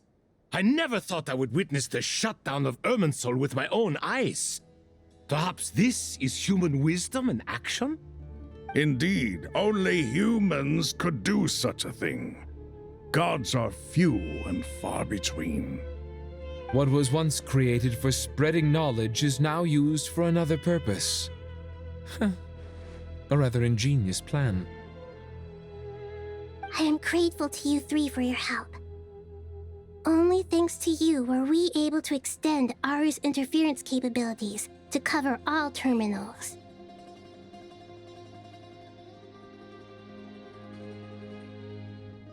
Now, nobody who wears a terminal will have their activity accurately tracked by Irminsul. No matter how many eyes Dottore possesses, he will not be able to see us clearly.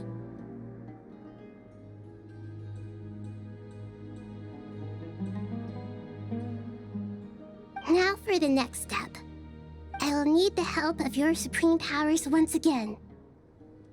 How might we be of service, Lord of Dendro? I need to reach the Eternal Oasis immediately. Right now? In that case, Ibis King, would you agree that this is a fine opportunity to dust off our old tricks? Never. I assume you have that chess set with you? You mean the one you gave to me as a gift? Asking for it back, are you? How could I? You misjudge me. I just wanted to show you another way you can use it. Connect to Safei Shatranj.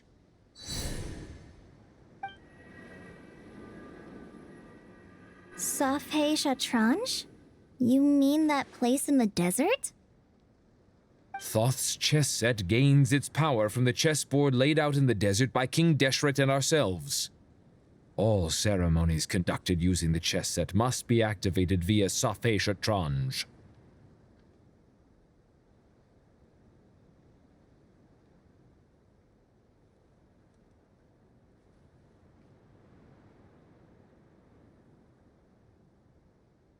In other words, the chess set is an extension of the chessboard. In the past, moving a chess piece was a sacred and momentous act. Transfer initiated. Entering live combat mode.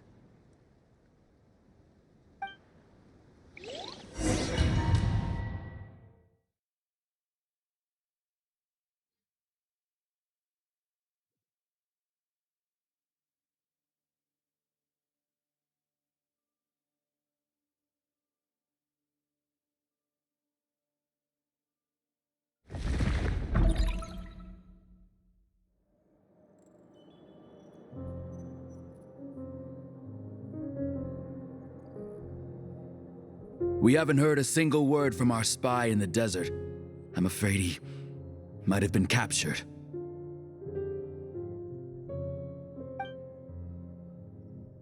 Never mind. But we spent years turning him. And a lot of Mora. Nothing comes for free in this world, but the loss is not without its purpose. For a small price, we have wasted a precious amount of the limited time they have. Quite a bargain, if you ask me.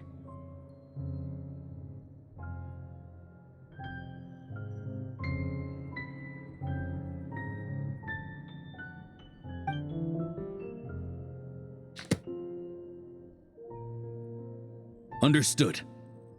Weighing profit against loss is a necessary part of life. But to tell the truth, I have been operating at a loss since this all began. Since many centuries ago, in fact.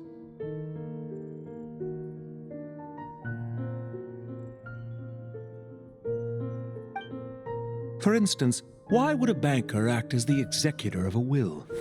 If you hadn't deposited your personal belongings at Northland Bank, I would have no reason to be here right now.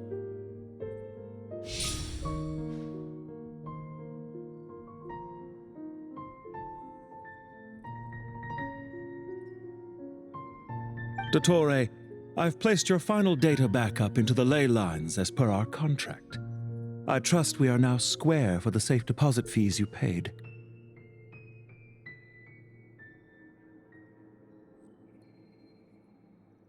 Is it not a little petty to split hairs like this, given our amicable relationship? I consider sound bookkeeping a matter of principle. Do not forget that you only live to see this day thanks to me. In fact, every day of your life since you met me, you've been living on borrowed time.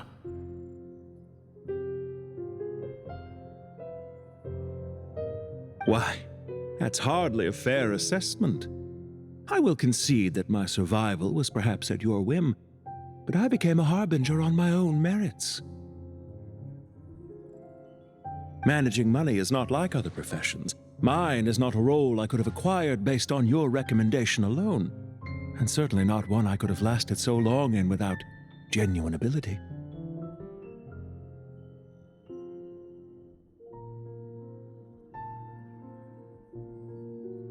The information stored in the ley lines is quite comprehensive. Rest assured, I have not forgotten how strong your pride is. Well, I presume you have no sense of fragmentation while talking with me. How could anything possibly go wrong with such strict measures in place? The remainder of your soul was split in two, with one half sent to Nodcry and the other stored in the most secure vault of the Northland Bank.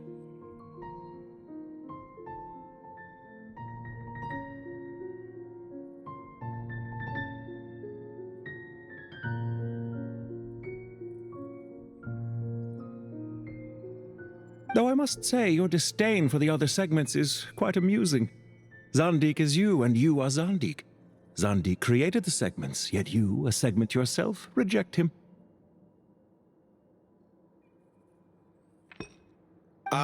That is, Zandik, created segments of various ages in his later years. To achieve this, he had to freeze time and part with a portion of his soul.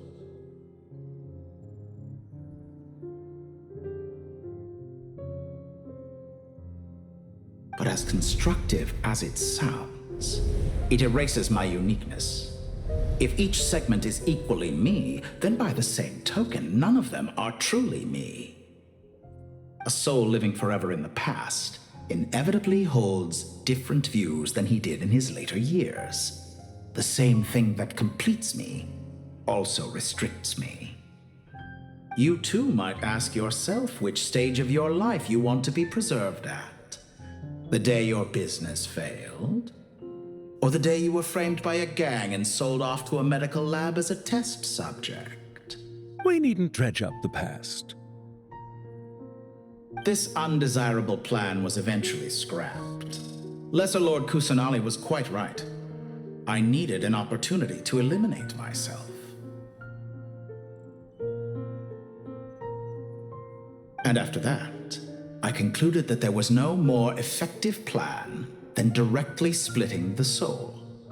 Once the soul is transferred out, you will find that creating a physical body is far simpler than creating a puppet.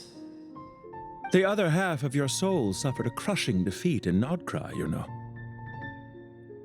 And yet in the process, I obtained the information I always wanted, did I not? Because now we finally know where the best testing ground truly lies.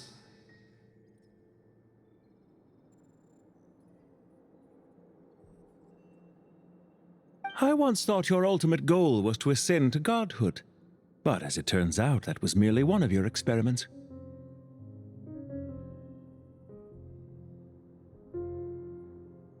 Experiments take many forms. Most people are too eager for success, too fixated on the end goal. They forget that the experimental process itself is just as important.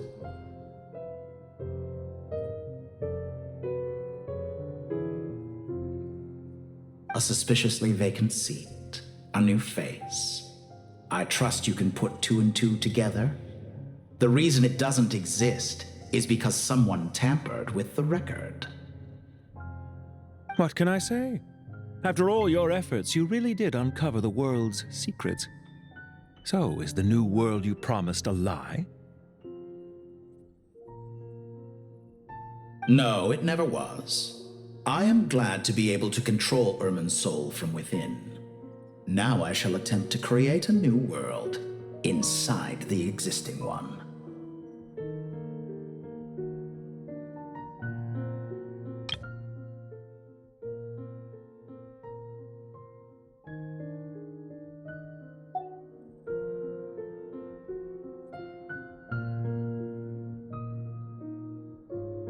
Almost everyone faces the prospect of death, but not a single person has ever been able to experiment unrestrained in the afterlife through sheer force of will. I am the only one to have overcome this enormous challenge. Would I not be letting the world down if I didn't make the most of the opportunity to experiment? Clearly, the dividing of your soul did not affect the magnitude of your ego. Out of all the versions of you that have ever existed, this you is the most insane and the most radical.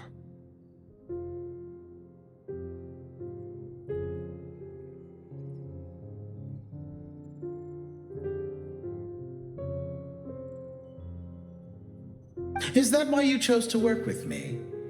Which was it then? My insanity? Or my radicalism? Could I call myself a venture capitalist without a suitably ambitious plan to invest in? Yours happened to fit the bill quite perfectly.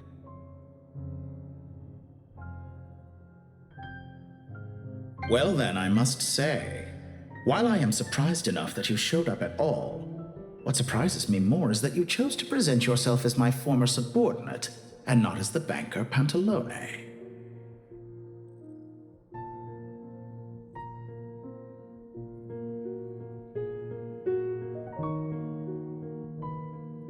Why make things harder than they need to be? Exposing my true identity in a situation like this would only serve to destroy diplomatic relations between Snezhnaya and Sumeru. I daren't imagine the consequences.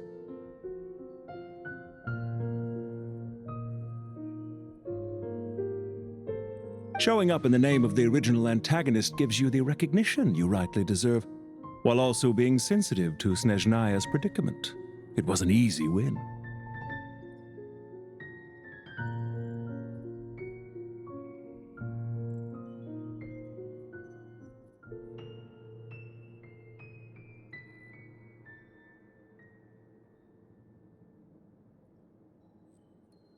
As for why I'm here, if you're suggesting that your credit is in the negative, I won't argue with that. Many people say that about you. I'd argue that a significant factor in your willingness to cooperate is the fact that you have but a few years of life left after my death. Living and dying together has a way of binding two parties together rather closely.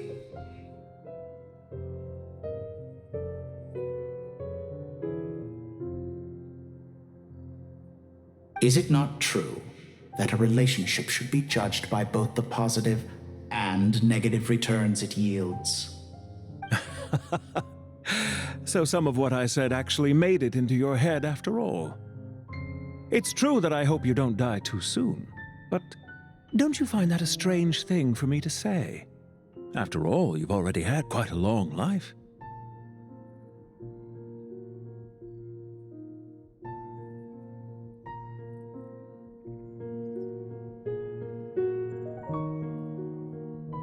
Especially for a human being.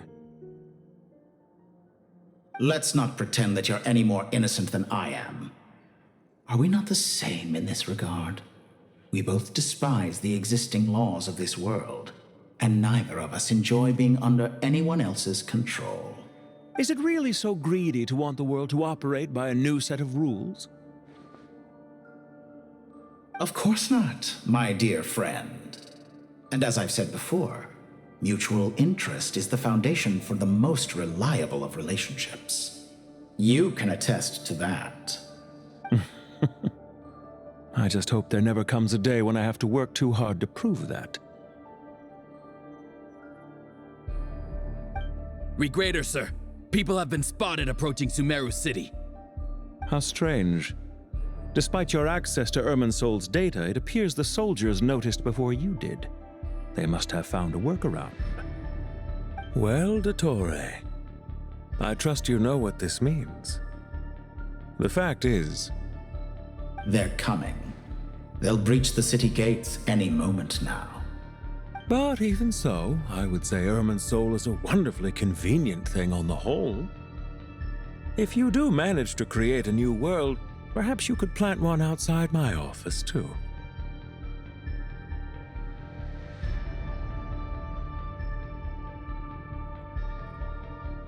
I'll consider it. What do you need me to do? Stall them? The experiment will take time. Stall them for as long as possible.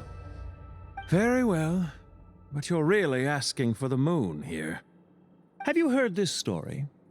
There was once a guilty man, kneeling in the center of a church while an angry mob outside waited to bring him to justice. He pleaded with the gods, begging them to grant him one final request, the chance to finish confessing his sins before he was sentenced. Many suns and moons passed, seasons changed, and still his confession continued, as if he intended to speak until the end of time. Are you suggesting I worship you as a god? Or were you hoping that I might confess my sins to you? Certainly not the latter. That would make my life miserable indeed.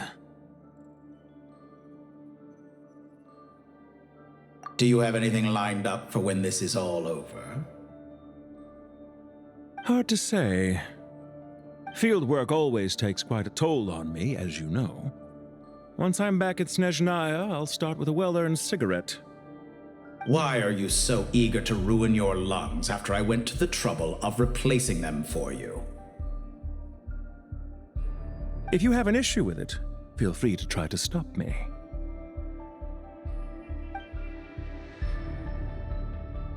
For someone who despises them so, you never seem to have any objections to me creating or becoming one. At first, I thought you'd be furious. Concerned I would terminate our partnership, were you? Not at all. You had reasons why our partnership must continue. Don't you find people's attitudes toward gods amusing? A god descends from the heavens and people worship it unreservedly, blindly following whatever rules are given to them. And yet, when they see an ordinary person gain godlike levels of power by virtue of their own hard work, they treat him with nothing but suspicion, even if he is a compatriot. Is that supposed to be a compliment? No. I was just thinking. I pity the man who would call you a compatriot. There's no need to be so self-critical. I know it's a little late in the day to be asking this, but how have you been keeping? I'm flattered that you would take the time out of your busy schedule to consider my well-being, Doctor. The part of your soul that went to Nodcry caused quite a stir, sending our organization back to the drawing board on numerous fronts. It was quite a headache for everyone involved. Dear me, I must have caused you no end of trouble. You certainly did. I had the rare honor of being summoned before the Tsaritsa with Pulcinella to answer for myself. A terrifying ordeal. Don't worry, I pulled through. At most, it's a public relations nightmare. I made sure of that. Now I'm curious. How did you explain yourself? Oh, it was quite simple. I just pinned the blame on someone who wasn't there to defend himself. I could hardly be expected to defy the demands of someone as insistent as the Second Harbinger, now could I?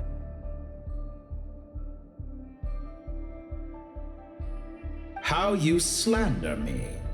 You know full well that I am perfectly amenable to reason. There's no question that you are partly to blame for the ruin of my reputation over the years. What's on your mind? The limits of humanity. It's a pity. Despite running countless calculations, I find there is simply no way to reduce any further the amount of one's soul required to sustain an individual.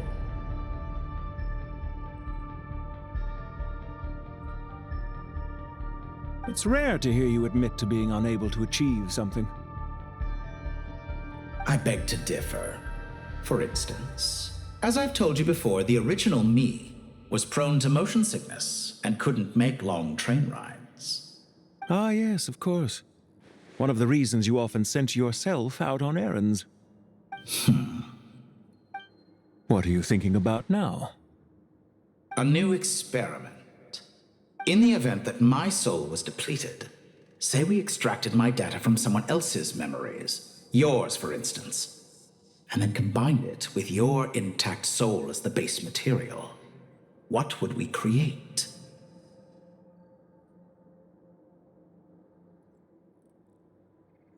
Such a scenario would be impossible. Oh? As long as your current soul survives, there will be no need to create a new individual. Don't forget, you were the one who approved of the present situation wherein only one Dottore remains.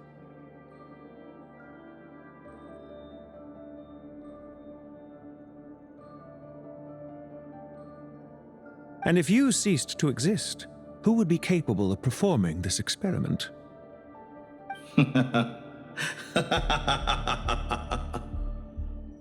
Since the day I met you, you've always excelled at talking your way out of a quandary. Isn't it a little too early to be saying goodbye? Not that I wish to keep you from your business, of course.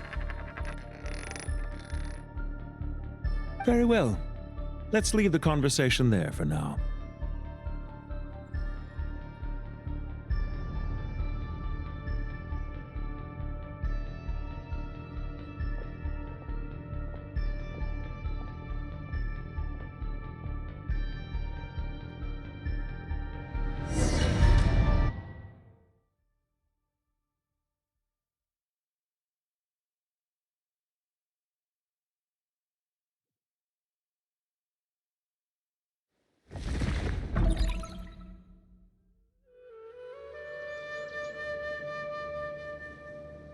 The power of King Deshret's 7 pillars is truly remarkable. With just a chessboard, you can move an entire unit across the material plane. Yeah, sets us up for a much easier fight. Really makes my day. The last time we stormed the city, it involved a lot more running around. I wonder how many people can say they stormed a city twice in their lifetime. I was just thinking that. I've definitely had more than my fair share of unusual experiences in my life. This is my first time here, actually.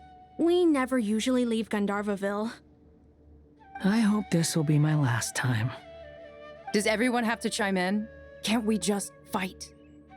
What an amusing comment, my dear lady. Yet humans often alleviate tension via small talk, do they not? Whoa! Why is Candace's shield talking? Because the image on her shield is one of me. And I, of course, can appear wherever I wish to. Huh. Well, la-dee-da. Isn't that fancy? Could I get in on this? You wish for your gauntlet to speak? Why, certainly.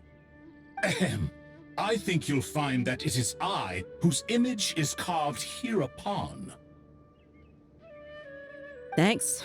Definitely feel stronger now. You're welcome, my lady.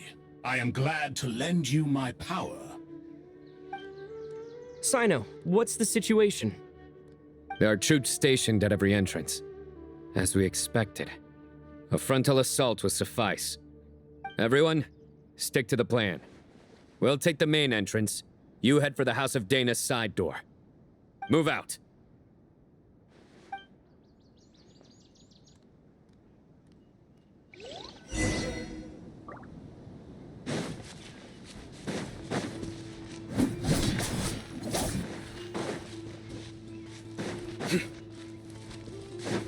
Out of my way! Take this! Watch out! Get lost! Whew. Thank you, Jed. You gotta be more careful. If you're not ready to put your life on the line, you can't be certain of defeating your opponent. She's right. Keep your wits about you, Rana.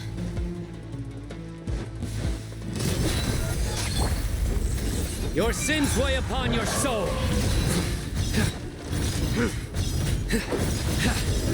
You stand condemned. Guilty. You stand condemned. Can't run from death. Take them out and secure the harbor. Reinforcements will arrive by water. Consider it done. Show no mercy. Through me, justice is served.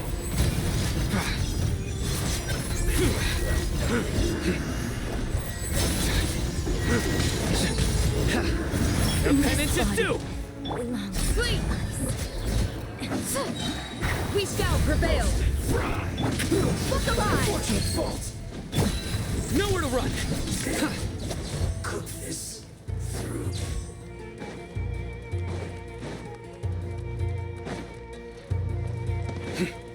Looks like we're in Change of plan. Yield! Let's get it on! Surrender! Your sins weigh upon your soul. You stand condemned. What's up, crowd? Your penance is due. Use the force off. Look alive! Gloves off!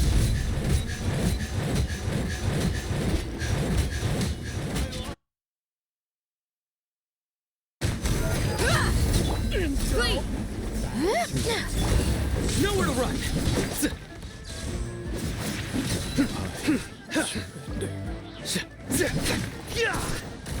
Buckle up! Hi!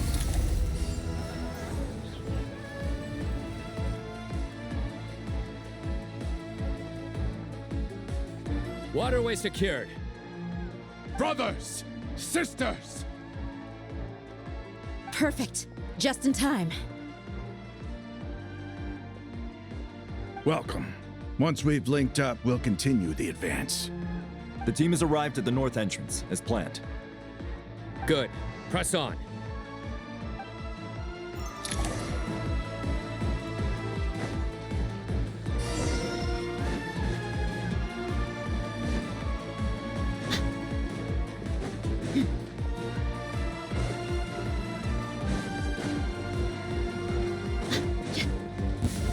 There you are. Let's get it on! Ha! Yield! Grant us your blessing!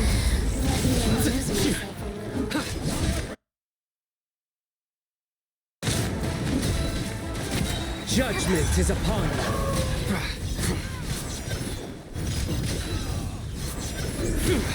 Guilty.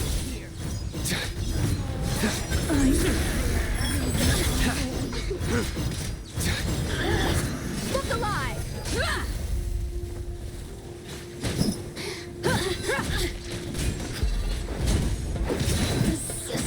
What a waste of time! Your skull! We shall prevail! You're dead meat!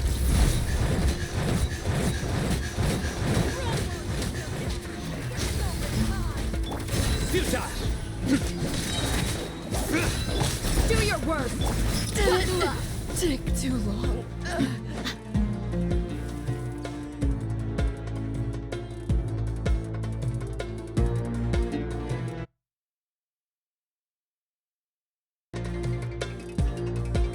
Look out!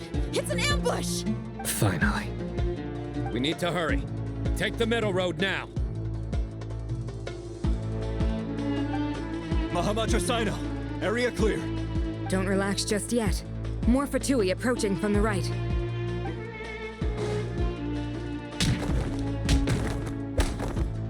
Irminsul cannot track our movements. If necessary, we could split up. Don't worry. We'll wipe them all out. As you can see, our people came raring to go. Good, good. How are things with the Traveler? Can Tainari keep him safe? Don't underestimate Tainari just because he's a forest watcher. He can handle it. All right. You know that's not what I meant.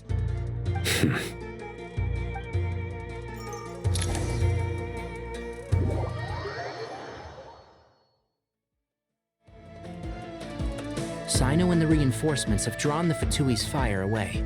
It's our turn. By using a cluster leaf of cultivation, we can pass through certain terrain silently. Good luck with that. We'll just fly up there. Huh? Oh, yeah. I forgot you could fly. Ready? Ready.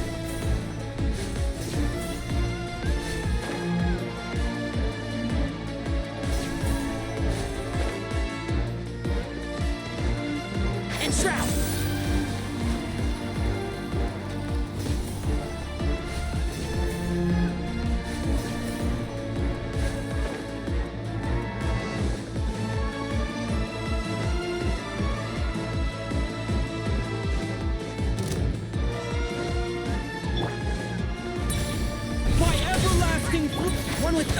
I hear everything! Cry louder!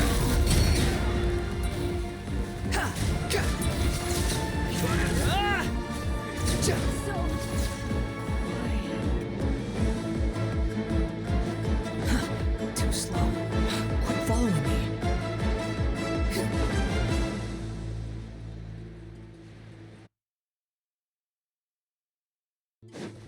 Quit following me.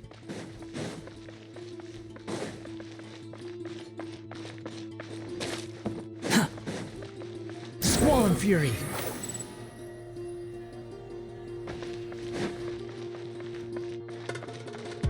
Quit following me.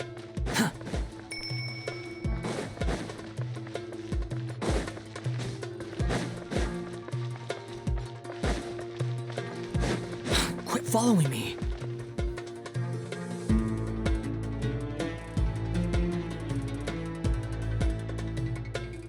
Fatui soldiers up ahead.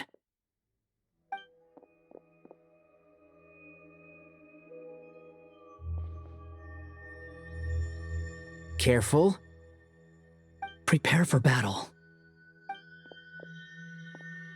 Hey! There's people over there. You have some nerve showing your faces here in the center of Sumeru City.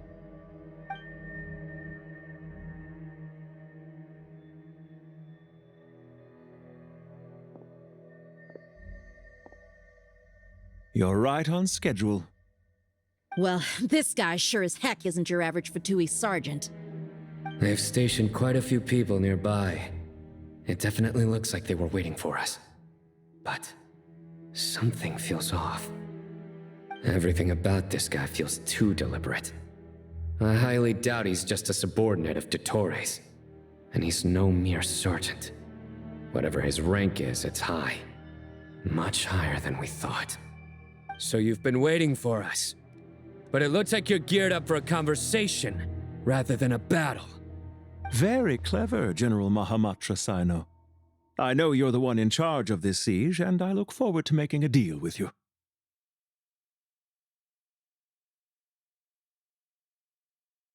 A siege? Sumeru City belongs to us! Historically, yes. But things can always change. We have quite a sizable force with us, you know. For instance... There's a Fatui ambush at the north gate. Can you handle him? We can for now. Yes, I'm quite sure both sides can hold their ground for the time being. The battle has not yet reached its climax. But what happens next? Do you enjoy watching bloodshed? Surely some of those here are people you count as friends. Once a war begins, some people must die. I doubt you wish that fate upon anyone you know. Wait a second. It's a trick. He's not even there. Silence! He disappeared. What was that? A ghost? Curses. He was never there to begin with. That was just a shadow projected there to lure us in. Enough talk. Attack! I apologize for being unable to accompany you at this crucial moment, but I am compelled to leave for reasons beyond my control. Please excuse me. Sumeru's General Mahamatra is quite ruthless. It's a good thing I wasn't there in person. Your illusion held them up for a time just fine. But now that they have seen through it, they will realize you were just a decoy. Decoy or not, what matters now is that they will be heading your way imminently. Not imminently. They are already here.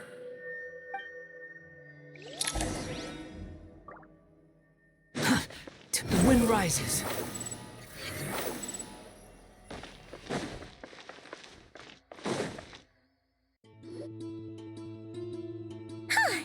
We made it! This is far enough. Tainari, you go help Sino. Don't worry about us. We'll manage from here. Are you sure you don't need me to stand guard? No need. Once the connection is established, we'll disappear from the sanctuary of Surasthana. Go help the others. All right. Goodbye for now, then. Please tread carefully.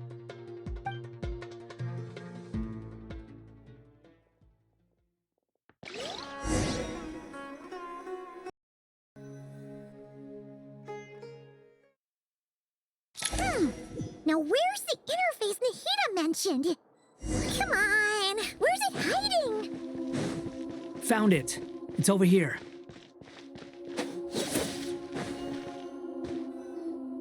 We can connect to the inside of Irminsul through the Sanctuary of Surasthana's built-in security system. You should be pretty familiar with the process. Is it the same route as last time? For the most part. We don't need to adjust any of the parameters. Then I should be fine. And Paimon? Once you're both ready, we'll set off. Wait! The stakes are way higher this time, right? Maybe Paimon should stay outside and help the others. Then, you can focus on the fight without having to worry about Paimon. Huh? Why are you staring at me like that? It's nothing. I just suddenly realized how much you've grown. Hey, you've grown quite a lot yourself. Don't you two start getting into it again. Well, anyway, Paimon thinks she's pretty knowledgeable. Who's the best guide in Teyvat again? And don't forget, Paimon's a college student now. If we say Alhaitham's not a weirdo, it's hard to explain how he came up with the idea of you applying to the academia. But for all that he counts, you're doing surprisingly well in your studies.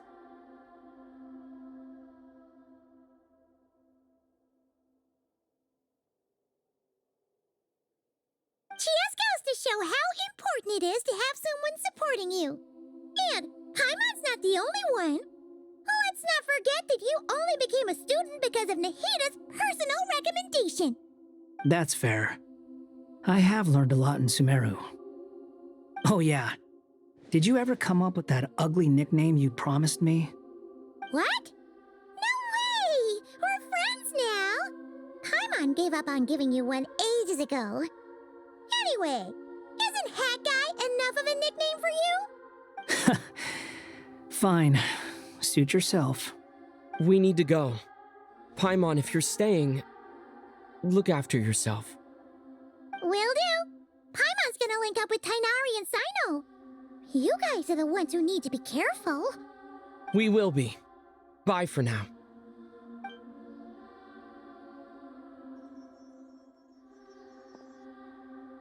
Initiating connection.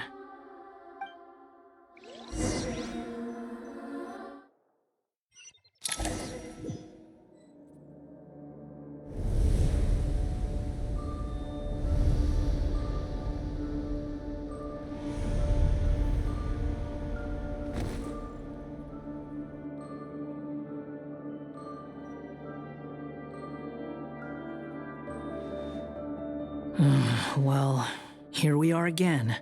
Come to think of it, I still don't even know where we're going. Thanks to our terminals, it should be impossible for Irminsul to read. I can...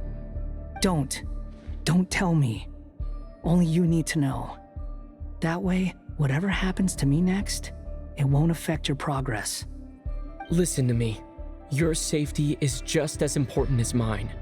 Don't even think about sacrificing yourself for the greater good. We came here together, and we're leaving together. All right, if you insist. I won't argue with you.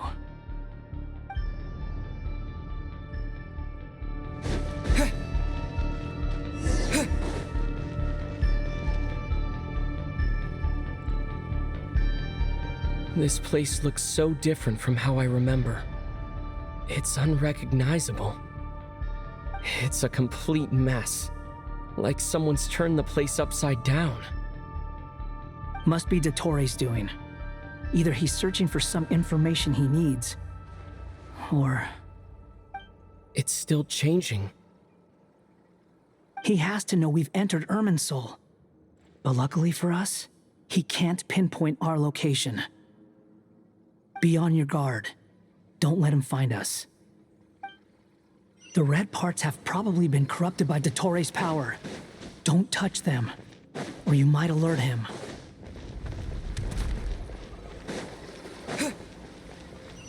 He's looking for us. Tread carefully. That wall could be a problem. Fortunately, it looks breakable.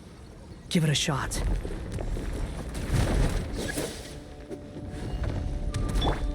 Squall Fury!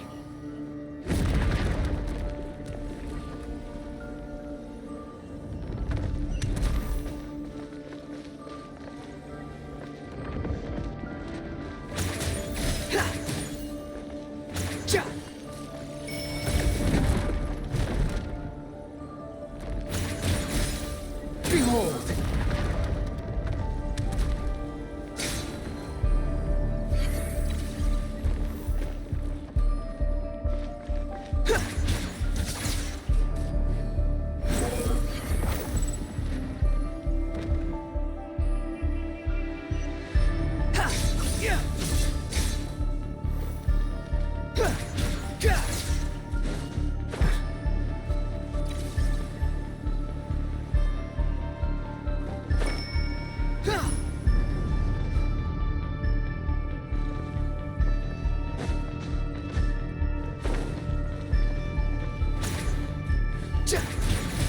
The wind rises.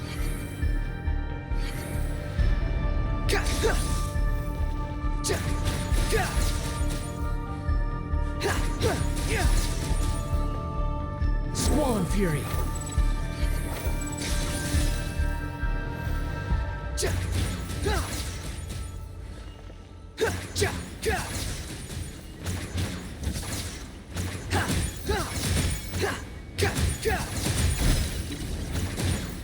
Behold!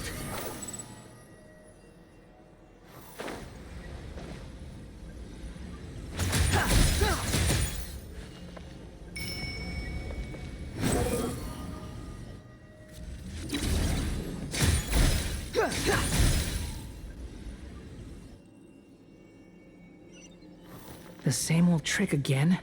Are you kidding me? Let's handle it just like we did before. This cheap trick isn't gonna stop us.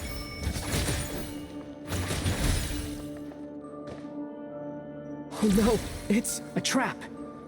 Is that why he was using the same trick over and over again? To get us to lower our guard?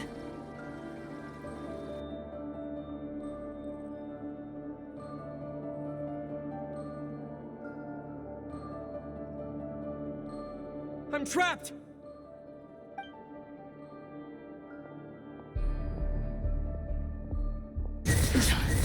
Why won't this thing budge? Hello? Hello? Can you hear me? Nicole, is that you? Yes, it's me. I'm monitoring your progress from inside the Eternal Oasis, and I have to say, this terminal is simply marvelous. It makes tracking you so much easier. I couldn't see anything at first, but now that you two are inside, I can use your location with support from the terminals to get a partial view of the situation inside Irminsul. It's not the clearest image, but it's better than not being able to help at all. So, here I am. I can't intervene directly, but I can help to guide you out of the jam you're currently in. So please, just follow my lead. Dottore in his current form is a blight upon both Irminsul and the ley lines. Pay attention to your surroundings. There must be sources of his contamination. Is that one? Good work. But we're not done yet. Stay close, and let's see if we can find any others like it nearby.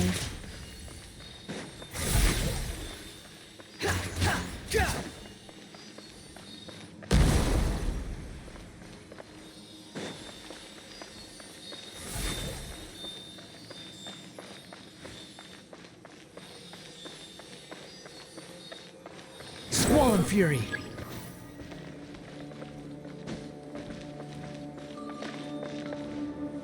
The wind rises.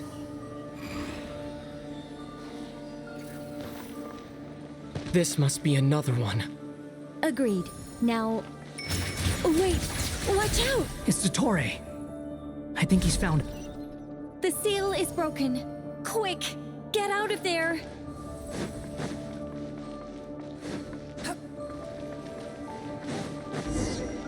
And where exactly do you think you can run to? Wait, what is that? Pursuers! That's gotta be it! Run! Don't let that thing touch you. Dodge that attack!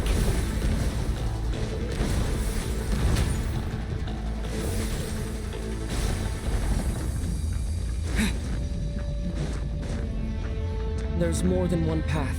Which way do we go? To the left! Trust me!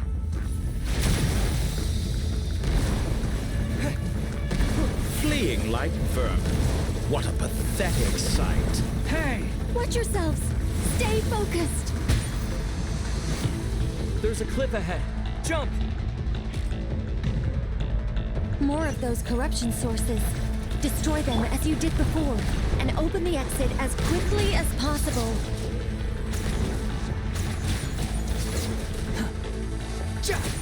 They're relentless. Is he trying to wear us down? You'll just have to destroy these too.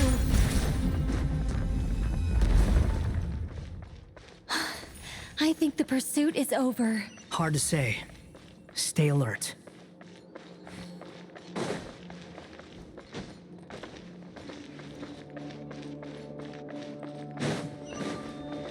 Squall Fury.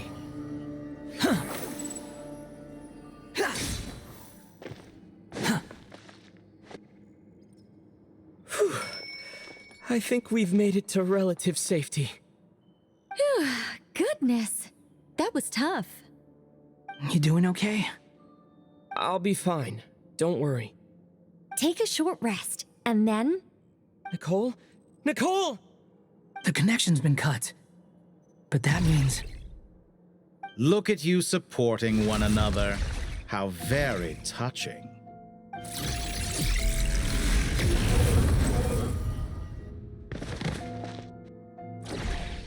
Dottore!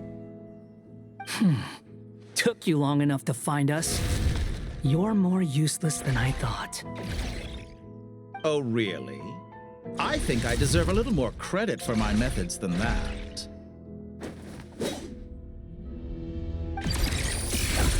Rather than hunting you down, I chose to let you roam free. I indulged your presumption that I was unable to track your movements, played along with your clever little plan. Fleeing is for animals, but I rather enjoy watching you flee. Some things lose the will to run altogether as soon as you put them in a cage. If that's true, then why did you come looking for us? Because I wanted to observe you up close, of course. Don't misunderstand me, I'm not here for a fight. Is it so unusual that I wish to greet my old acquaintances in person?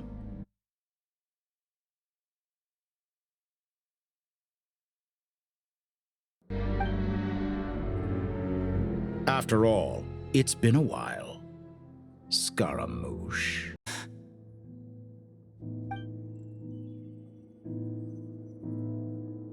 Why are you so afraid? I have done nothing unprecedented in discovering the truth. Nor did I go to any great lengths to uncover your story.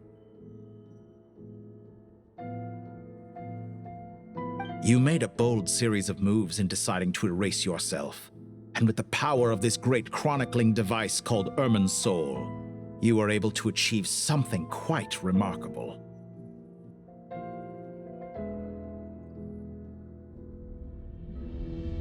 Once most people form an opinion about someone, it tends to imprison their mind.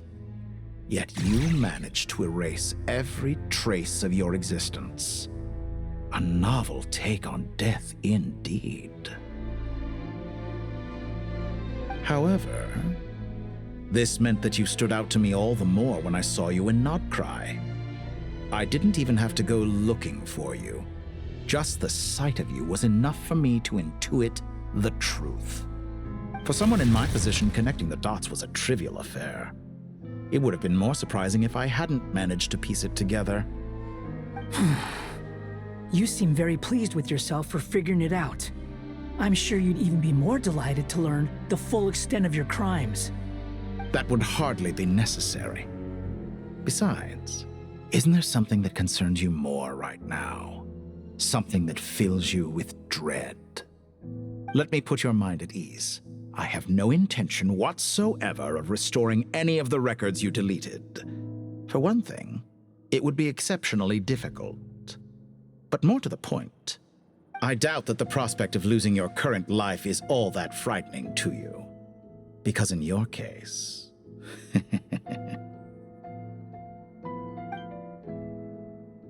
the cruelest twist of fate is that you'll never again have the chance to make up for any of your mistakes.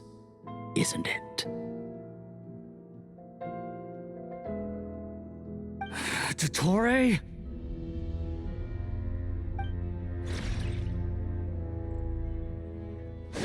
All here shall bend to my will. Time to ignite!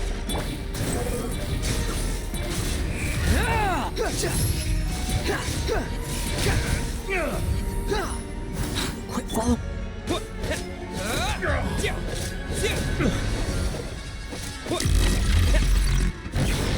The wind rises. I'm afraid you'll need to do better than that to take me down. I expected you to have grown stronger. Ah, how foolish of me. I forgot that you lack any means to increase your power. You will pay for everything you've done! Oh, will I now?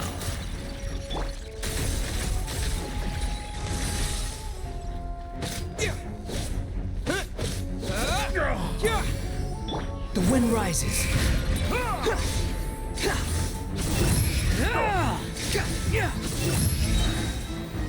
Unsightly insects.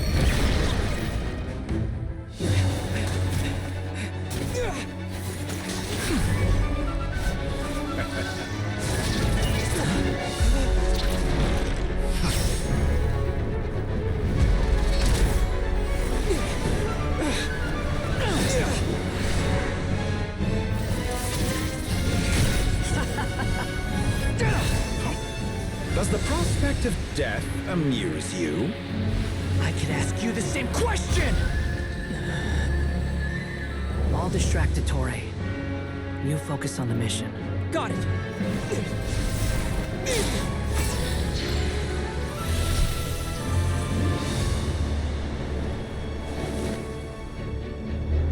For the hopes and dreams of the masses. Open the secret door on this enchanting night. May wisdom's light eradicate ignorance and darkness, and hereby fulfill our ancient vow. Commence data extraction.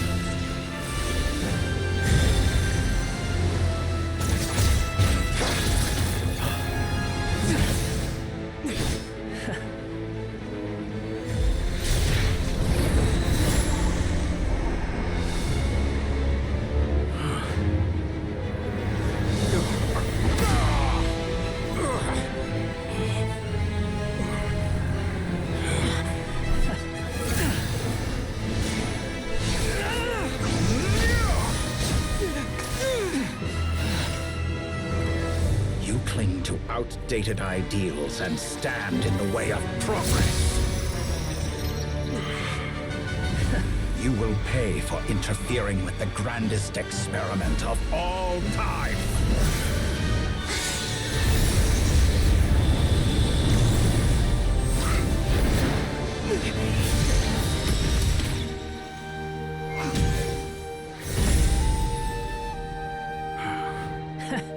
Good timing. Dottore, as clever as you are, you fail to understand wisdom.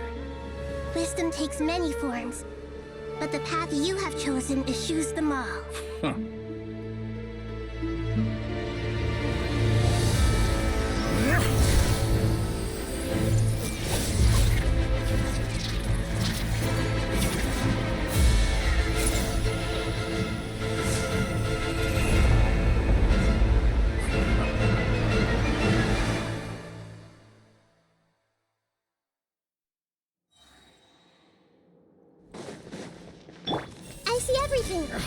My strength is fading!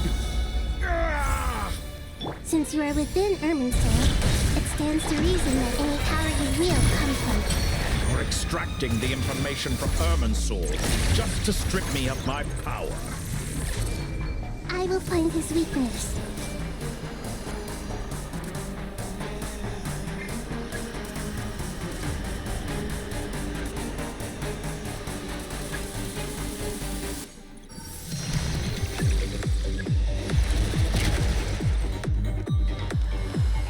I see everything!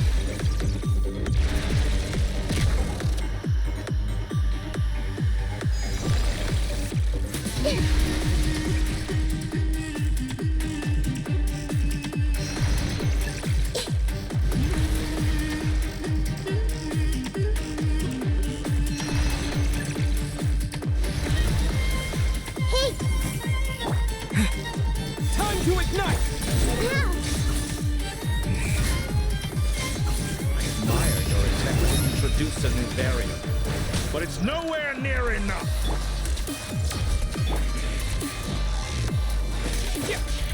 Behold!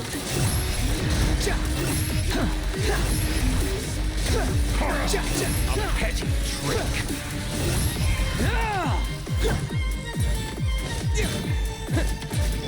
Let's play through a little.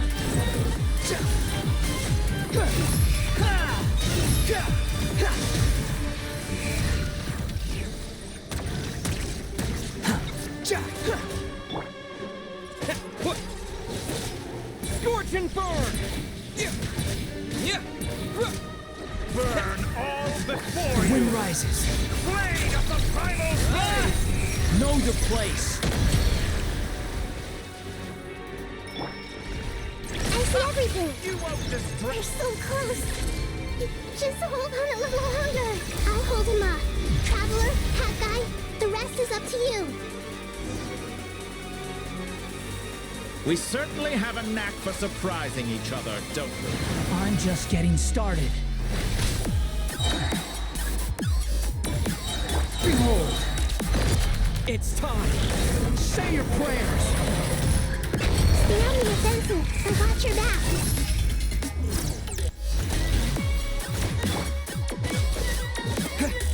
Squall and Fury.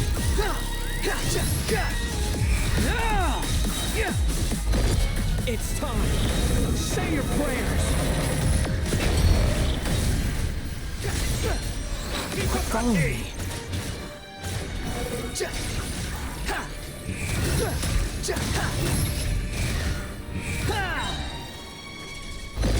It's time. Say your prayers. All before you. Blade of the The primal wind rises. flame. That's far enough.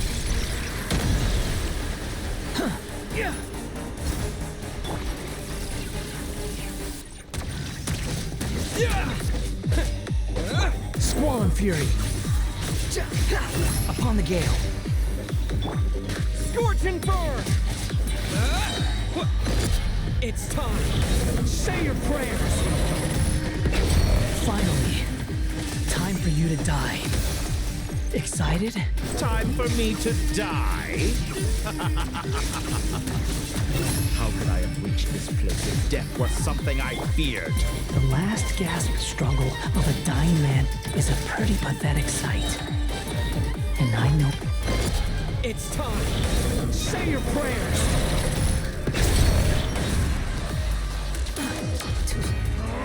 That's enough!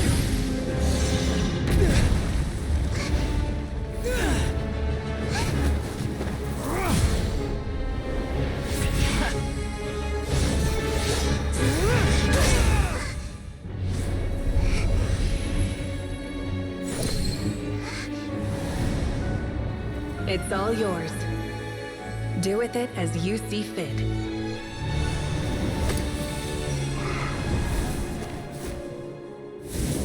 Just as you say, this world is home to some archaic things. And as you suppose, you are a formidable opponent. You have long coveted the secrets of wisdom. So now, I will demonstrate true wisdom in action. I invoke my supreme authority as the keeper of Irminsul. Commend me or condemn me, but Give your verdict now!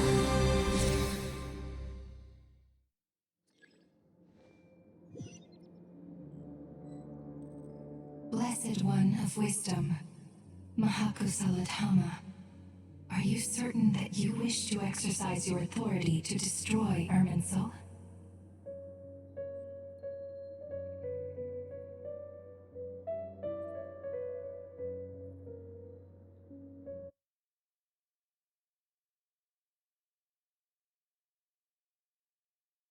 It represents both your roots and your finest accomplishments. You truly intend to abandon the very thing you have always fought for? This is my decision. Irminsul has been corrupted beyond redemption. Irminsul is the original tree of Tevat. It is the means by which the heavenly principles maintains fate itself. The 7 Archons should honor and revere it, for their authority was bestowed upon them by the heavenly principles.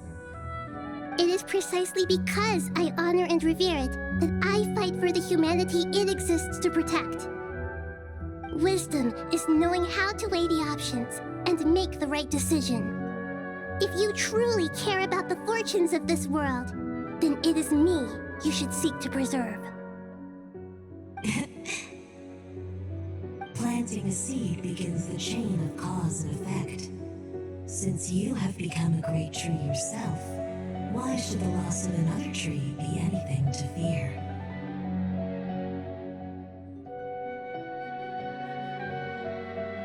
Till we meet again, Lord of Dendro.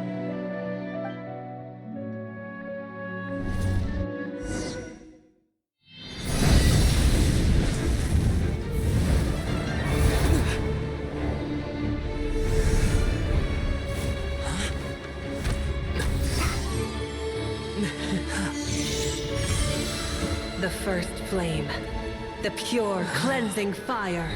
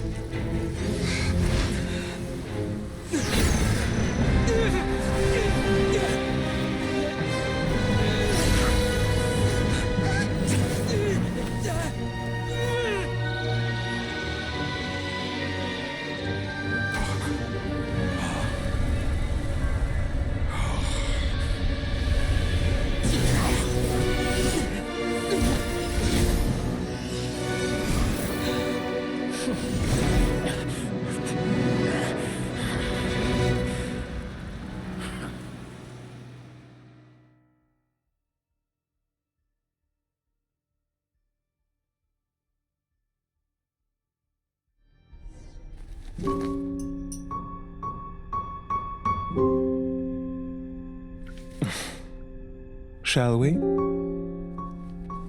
Where were we? I was suggesting that you needn't perform when signing a contract. You're only sitting here because your bank demanded an evaluation of the trustee. So you told a story about a young scholar from a merchant family in Sumeru? I told a compelling tale, didn't I? The post-expulsion story is far more captivating. The human experiments or the elixir of immortality? The part where you die. Ah, yes. My favorite part. The 35-year-old Segment thought of himself as Dottore, reserving the name Zandik for the original specimen. Of all the Segments, he was the most selfish. After his expulsion, Dottore searched for a new direction. He joined the Fatui, studied Elazar in great depth, secured resources. He was rather fortunate in his career. Zandik turned to Conrian technology and successfully created his segments. But this was not immortality. Even with backup segments, his body would still age. Still, thanks to Snezhnaya, Zandik found the ideal base for his experiments. Then a perfect partnership materialized at a crucial moment.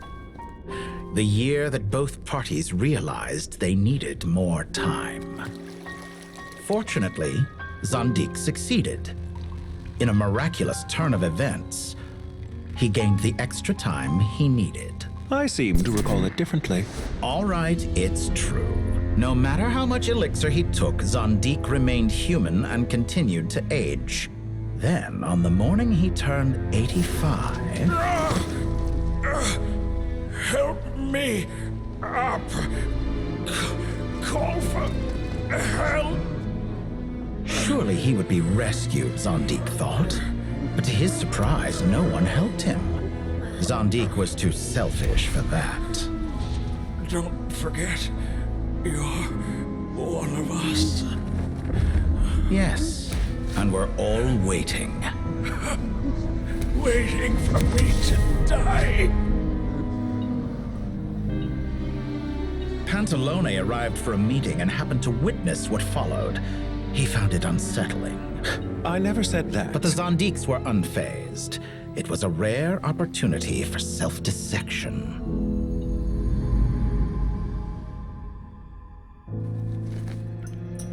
What does all that have to do with you depositing your data at Northland Bank?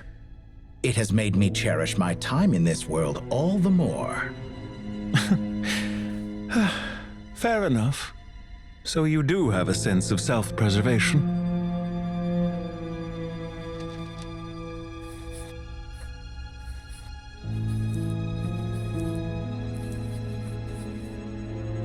What do you mean? You're hardly normal, and you don't cherish life. You just don't want to admit defeat in the limited time you have. Even so, don't I deserve an interesting ending? I'm counting on it.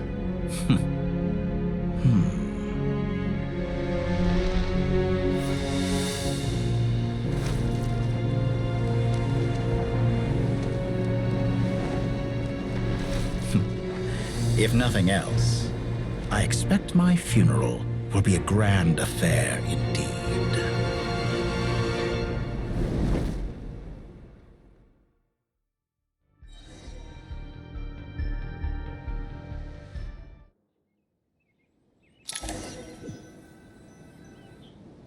What a magnificent fire.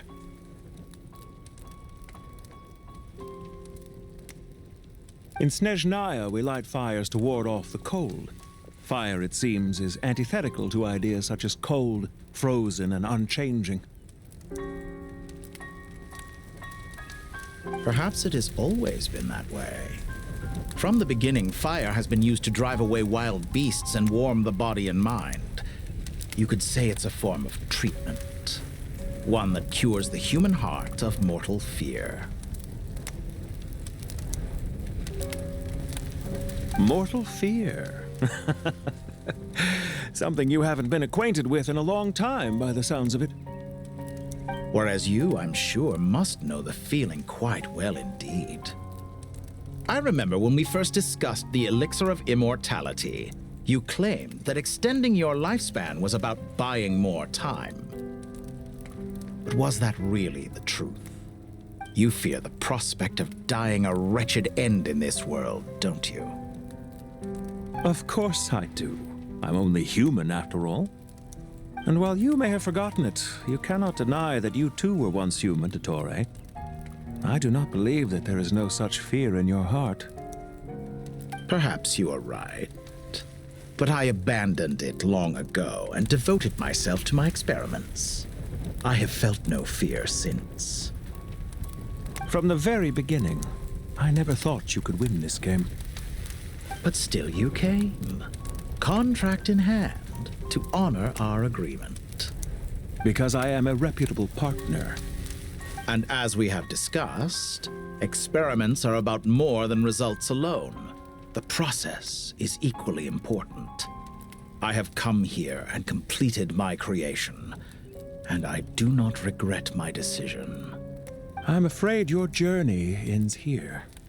After I die, there will be no one to make the elixir of immortality, and your remaining stock will only last a few more years. How then will you prove that you didn't perish in this incident alongside everyone else? When I feel optimistic about market environments, I never forcibly adjust them. They have their own direction, and I myself am one such environment. I have been quite particular about many things in my life, but where the manner of my death is concerned, I choose not to be. You make yourself sound so magnanimous. Oh, but I am, and I hope you will be too. It may have been a long time since anyone told you this, Dottore, but I recognize that you are a truly rare talent. Ha! I can see it. The experiment in blasphemy that I've been performing all this time. It has been a long process, and I do not care about the results as much as people might imagine. If the very goal of your experiment was to explore infinite possibilities, then there was never any reason for it to end. Indeed. Yet now, the experiment has officially drawn to a close. What should I call you? Zandik? Or do you prefer Dottore? Suit yourself. Goodbye, Feofan. This time, that's what it truly is. And don't I know it? Goodbye, Zandik.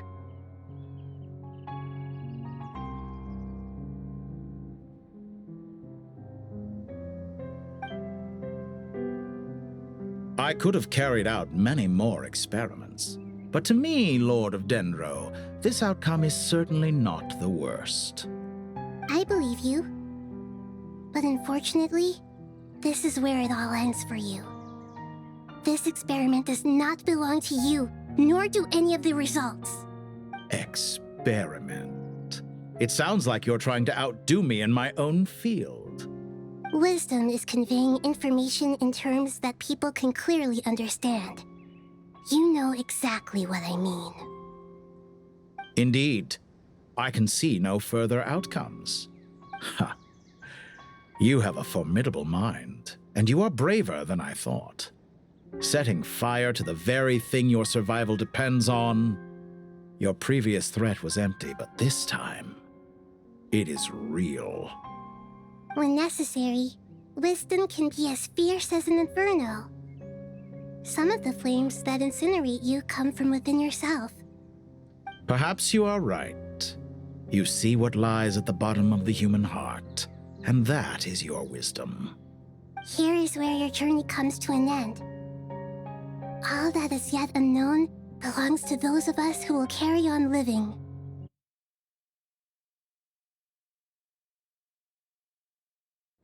It seems I have unwittingly been your arch-enemy all along. But now, it's all over. I do not deny your intelligence. But what you refer to as experiments, I would never describe in those terms. They are events that take place in the real world, and they are so much more than mere data. Goodbye. We will never meet again.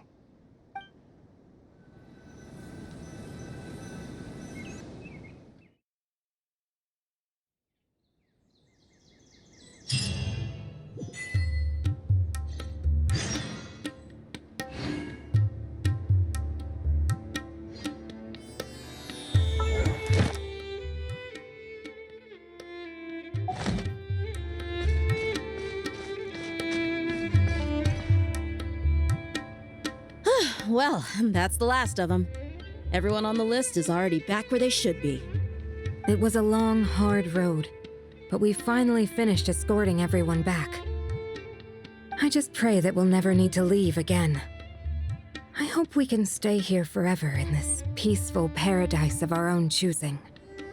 Paradise. In the annals of the Temple of Silence, that word carries great significance. It represents the hopes and desires of the gods. Their longing for a place to rest. I wouldn't think gods need such a place. People always think they're the only ones who can lose their homes. They forget that gods too need a place to reside. As the Goat King once said, a god without his people shall cease to exist.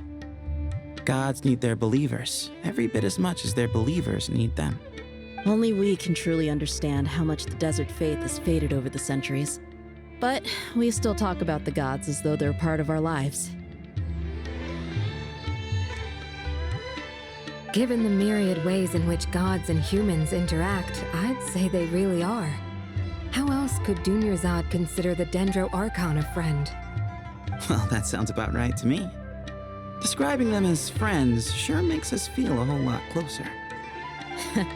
If you told me a few years back that I'd have this many friends, I'd have called you a liar. Belief is a choice, just like friendship. We've made our choices through battle. The right ones, wouldn't you say? I'll be heading back to the Temple of Silence. I heard the Goat King and the Ibis King decided to pay us a visit. How about you? It's back to Aru Village for us. Still plenty of supplies to distribute and people to help. Until next time, old friend. As long as you can find the time, you're always welcome to visit us in Aru Village. Right back at you. Make sure to drop by the Temple of Silence the next time you're free. Where it is that 2 of the other 7 pillars, Shezapang and Bennu, might also be dropping by. Since you're wearing the symbols of their power, it'd only be fitting if you came to see them for yourselves. Dropping by? That makes it sound like they're visiting a neighbor's home. Well, the temple was founded by Hermanubis, so I guess to them, that's exactly what it is. Guess that's true. All right. We'll make sure to find time to stop by. Stay safe on your journey home. I will.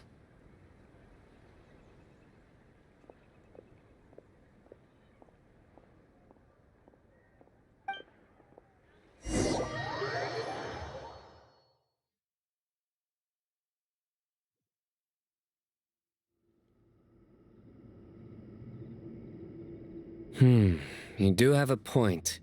See? Retirement has always been a problem, especially for old-timers like us who've been locked away all these years. You finally step out into the light, and bam! You're face to face with a whole different world. Naturally. What do you think, Layla? Huh? Why would you think to ask me? How could I possibly be qualified to decide where the servants of King Deshret should live? Sorry if my question was unclear. Do you think their statues will stand out too much if we place them here? Hey, I never agreed to this. How could we possibly allow our statues to be left in Hermanubis' home? That would be like breaking into someone's house, then pretending it belonged to you in the first place.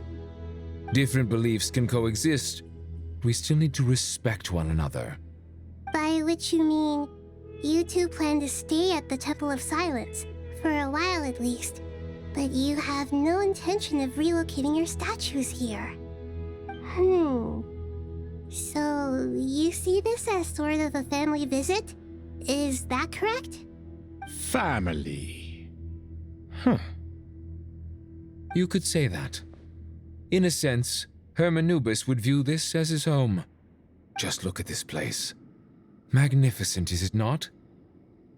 The sad truth is, in the past, all 3 of us invested so much into misguided ventures. We failed to build what we should have, and wasted so much time instead. And what do you mean by that?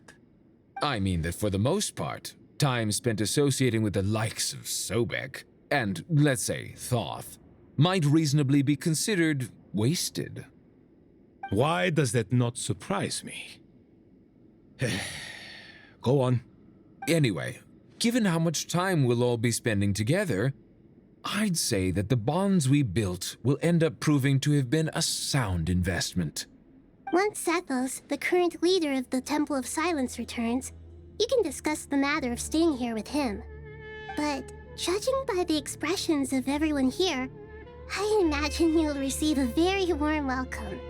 This sacred ground houses untold knowledge, after all. What better place for the servants of King Deshret to appear in the mortal world? How about we share a meal together first? I imagine it's been many years since you last tasted fresh food. Oh, that sounds wonderful. After so many hundreds of years, I can only surmise that desert cuisine has become a lot more varied. Are we having a get-together? If you'd like, I can help prepare some food. After all, Lord Thoth, you helped me so much in the desert, and I still haven't properly thanked you. Oh, my, that would be wonderful. I'm touched that you still remember. How the times have changed.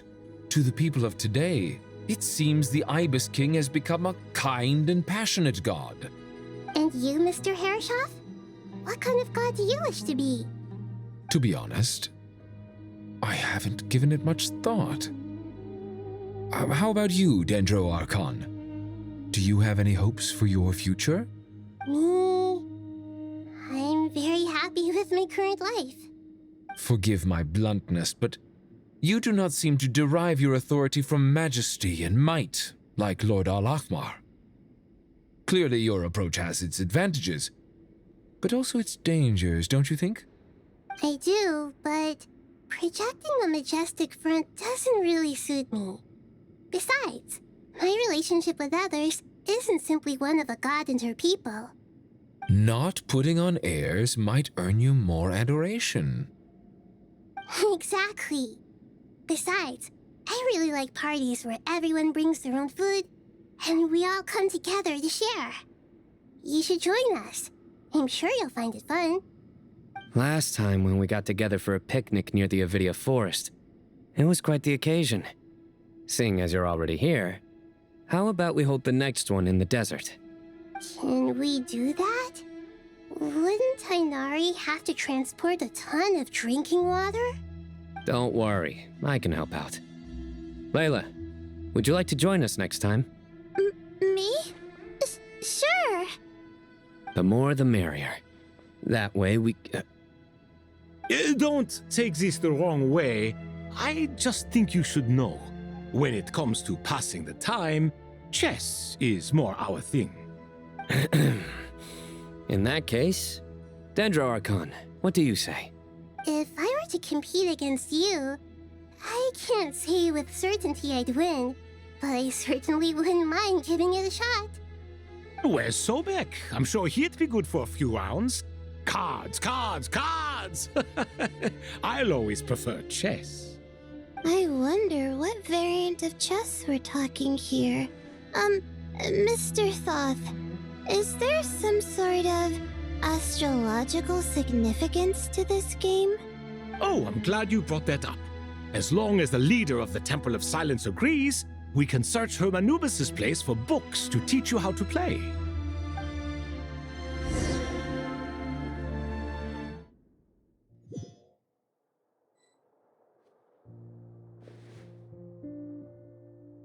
Such devastation visited on Sumeru City.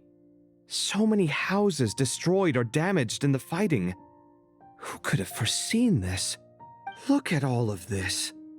It's going to take me forever to tidy up. I suppose living below the academia doesn't always work out to your advantage. I would have thought a little appreciation of my sincerity and effort in helping to clean up this mess might be in order. Helping? Effort? This is your house! Of course you should be putting in the effort! If anything, I'm the one who's helping! So you see yourself as just a helper in this situation. I must admit, I'm rather shocked. If you're trying to say that since I live here too, I have an obligation to tidy up, fine, I suppose I do. Wait a second, stop changing the subject! Nevertheless, in the wake of a great storm, a missing roof is a predictable inconvenience. can you stop making it seem like I care more about this house than you do? Doesn't it upset you at all to see your home in this state? I won't pretend it's ideal, but that's no reason to be upset. This is the roof over your head, your shelter from the cold. The furniture is scattered, the paintings have fallen off the walls, the windows are shattered. Don't you feel even a little disheartened? The way I see it, these problems are easily solved. Ugh, this is precisely why I hate talking to you about sentimental things. It's like banging my head against a wall. You simply don't understand just how much work goes into making a proper home. It sounds like this is causing you a lot of anguish. You mean the house or the paintings? I mean your sentimentality. Oh, well, yes. But I'd rather not dwell on such things right now. Generally speaking, when anguish becomes the norm, people usually make an attempt to improve their situation. But there are so many people and things in life that are difficult to change. It's not like you can force them. Besides, anguish can be a source of inspiration, and I'm not sure I could break my reliance on it. I'm glad you're able to make yourself think like that. What kind of a response is that? I was stating a profound truth about the very nature of art. Suffering is the cradle of all creation. Even you can't deny that. And I wasn't trying to. I'm just happy for you. Pure and simple. Can't you tell? Happy about what? Happy that you can always find an answer that backs up your views. You... More often than not, life is a process of running into problems and then searching for answers. Yours more than most. Not everyone's so good at justifying things to themselves. It's something that you've been steadily mastering. Huh. What about you, then? What skills have you been mastering lately? Pass me that box. Huh? Okay. You may consider this my progress on the path to mastery. What? Wait a second. Isn't that box mine? Hey, it is! It must have fallen off that shelf. I'll hate them. Those are my paints and inks. Would you like me to put it in your bedroom for you? Huh? I mean, sure, if you don't mind. What kind of progress is this? Does he think he can bribe me? Not that giving me back my own things is much of a bribe. These books on the floor, they're a complete mess. And this one, didn't he say it was an out-of-print collectible? It's completely covered in dust, and some of its pages have even fallen out. Ugh, guess I should help him repair it. This one too. And this one.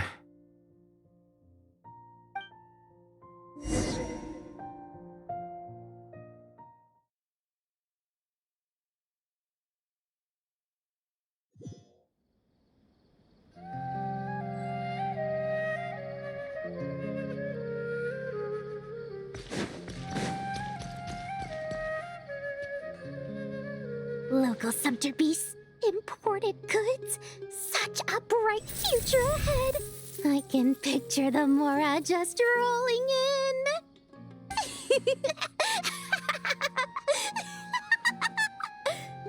You do realize you sound like a choking cow? It's called being imposing. Can't you feel it? Are you not intimidated? Oh, I'm positively shaking in my sandals. What commands do you have for me, oh mighty Lord Sangama Bay? You've got a lot of nerve, Nefer. You went and told Candace and the others everything, didn't you? Seriously, do you have any idea how differently they see me now? Surely that's a good thing. I presume they're more disposed to actually like you now, maybe even view you as a friend. You traded my secret for sympathy!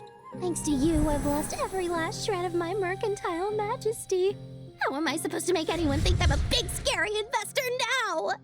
The dark days of Lord Sangama Bay are behind you. Why not take this chance to make a few honest friends? Speaking of friends, since when did the notorious Lady Nefer gain such an admiration for holier-than-thou types? A moon chanter here, an angel there? Who'd have thought it? A coming together of fates, nothing more. No need to throw around accusations of admiration. Forget it. You're right about one thing at least. Making friends is never a bad thing for a merchant. So, I really took a loss this time.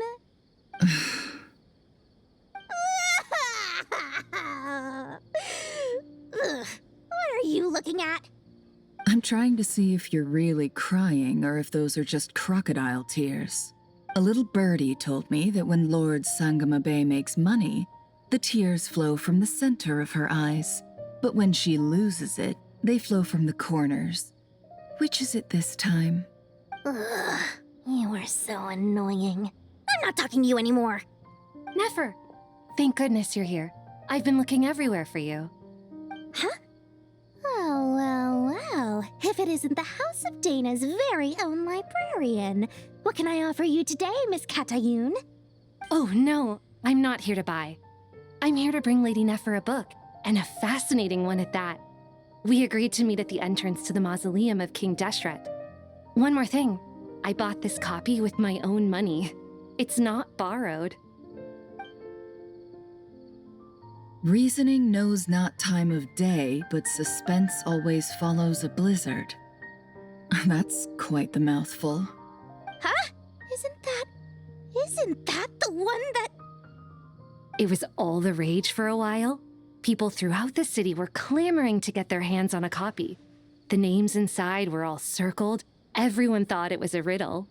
Don't bring up that book in my presence. I don't even want to hear its name. That thing was nothing but a scam. Surprisingly enough, I've actually heard of this book, though it doesn't seem of much consequence. So what truth lies behind it? You're from the Vahumana and you're asking me what the truth is? I'd say the actual truth was about the least important part of the whole episode. I brought you this book because it probably has the most interesting backstory of any in the House of Dana's collection, at least in recent years. As for its quality, well, you can judge that for yourself. Don't tell me it's actually any good. You may not know this, Lord Sangamabe, but Lady Nefer has a fondness for books with... how should I put this? Mixed reviews? No eye for good literature, huh? Perhaps she feels that bad books hide interesting secrets? But I shouldn't put words in her mouth. It's probably fair to say she prefers the conversations that books can spark over the substance of the books themselves. Suits my style as an intel broker, wouldn't you say? Very interesting, thank you. I'll return it to you once I'm done reading. And as it happens, I have something for you, too. Incense? I imagine you've already used up the incense I gave you last time. Here's some more. This batch is from Nodcry, so the scent won't be quite the same. Well, actually, I've been saving the incense you gave me. I couldn't bring myself to waste it without a special occasion. But I'll gladly accept this, too. And I promise I'll use it this time. Katayun, you haven't changed a bit.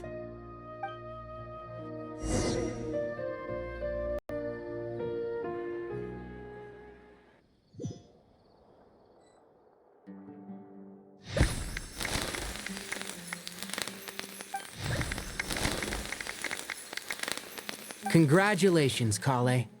Well done, Kale. After studying for so long, you've finally become a full-fledged ranger.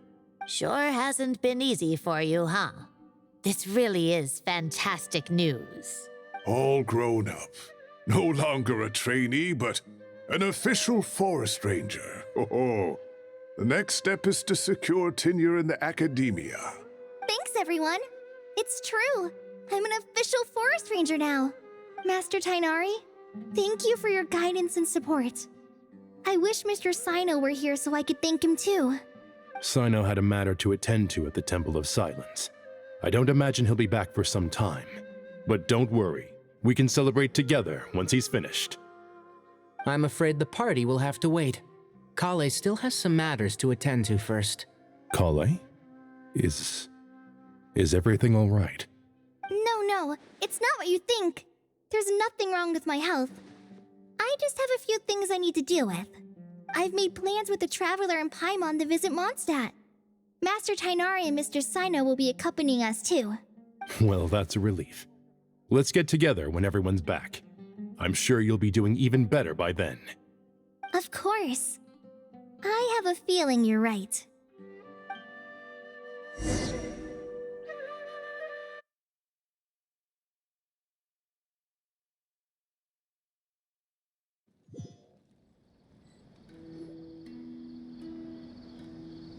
Phew! After all that catching up on sleep and food, Paimon's feeling full of vim and vigor again. For someone who spends so much time resting, your recovery routine is surprisingly simple. Hey! Paimon's been working her butt off too, you know. She flew all over the city helping everyone out. Don't worry, I saw how hard you worked. Alright, we all know you're the most hardworking person in Teyvat. As long as you're rested and full, that's what really matters. Paimon's been looking around the place, and it seems like the city's already on the mend. But Paimon's been wondering how Nahida's doing. We should check in on her.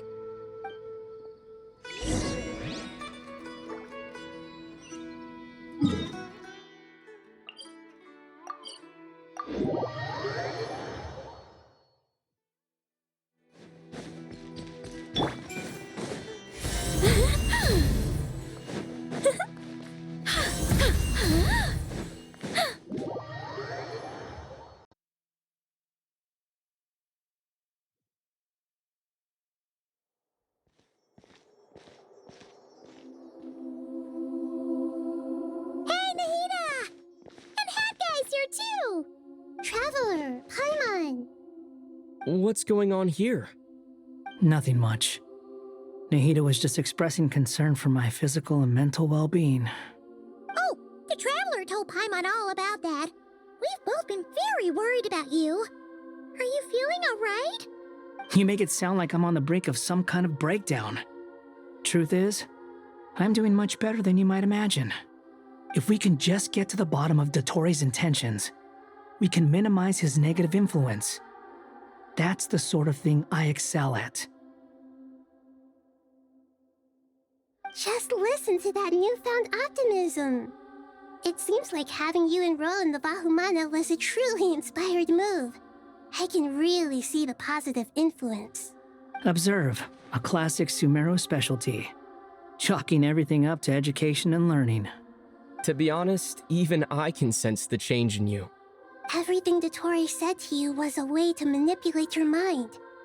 Fortunately, you're no longer under his sway. Can someone as old as me really continue to grow? If it helps, just think of yourself as a late bloomer. It's all a matter of phrasing, and it comes down to what standards you measure yourself by. For a puppet, developing at such an age is perfectly normal. But if you choose to call yourself a late bloomer, it sounds more like you consider yourself human. However you see yourself, well done. All right, I see what you mean. Anyway, what's your next step? What else can I do but complete my current courses?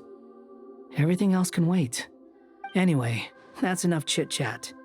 There are still things in the city I need to help out with. I'll be heading there now.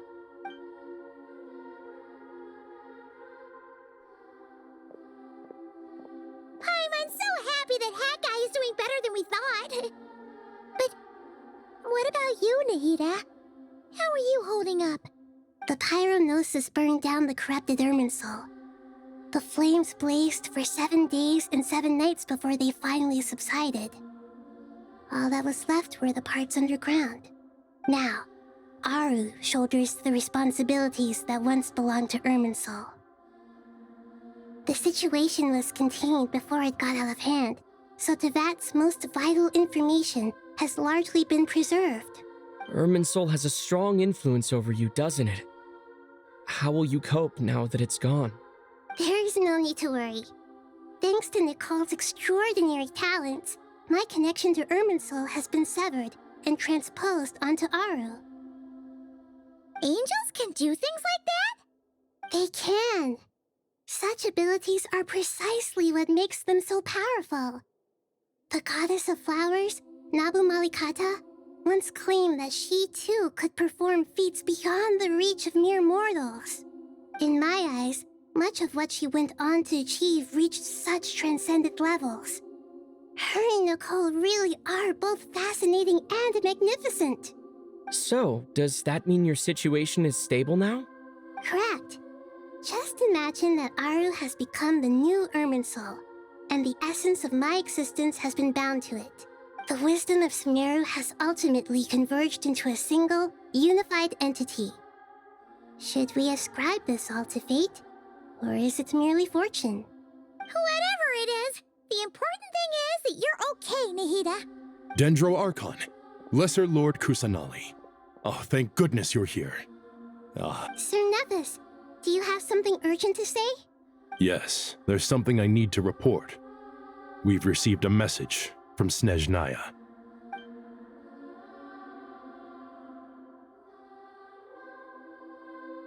The Fatui Harbinger, the Rooster, sends us his sympathies, along with all the usual pleasantries.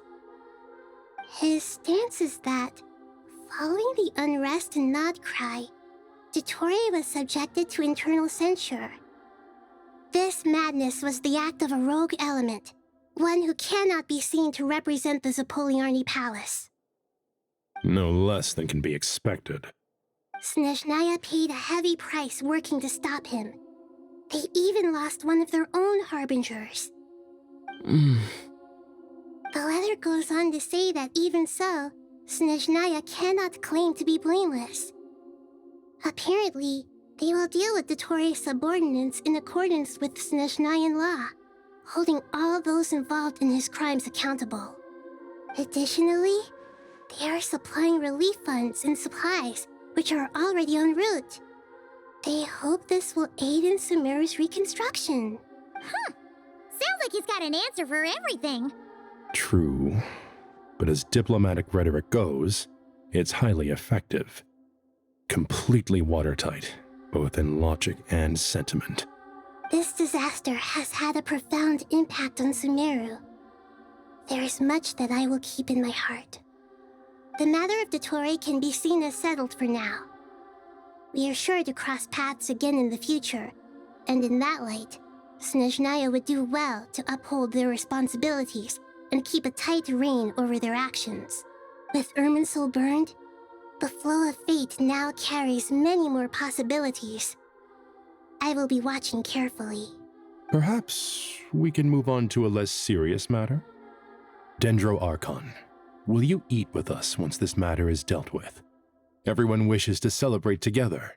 Your presence would be most welcome. Of course! Junior Zod, Sino, and Hypatia all told me the same thing. If there isn't enough room for everyone, we can arrange back-to-back feasts. What a wonderful idea. That just leaves the question of what we should eat. Not more tomatoes, surely. More? Dendro Archon, what do you mean by more tomatoes? Those good friends of yours are always talking about tomatoes. Sometimes when I'm walking through the city, I can even hear them arguing in the fields. Since you see them so often, you must hear about tomatoes even more than I do. Tomatoes. Tomatoes. The word has a certain magic to it. Like the autumn fur of a sumpter beast swirling in the wind, sometimes flying up my nose. Tomatoes. What can we make with tomatoes? Wait, why tomatoes? Take your time, there's no need to rush. The Traveler, Paimon, and I still have somewhere we need to visit. You'll have plenty of time to think it over before I return. Does this mean you're going to Natlan? Meet them there in person. It will require a long journey. I know. But this is necessary. I must go myself. Traveler, Paimon, we'll set off as soon as you're ready. Is that all right? Sure. We'll be ready whenever you are. You'll hear no objections from Paimon. We should grab some snacks along the way, though. It'll be just like going on a long holiday. Wonderful. I'm looking forward to this so much.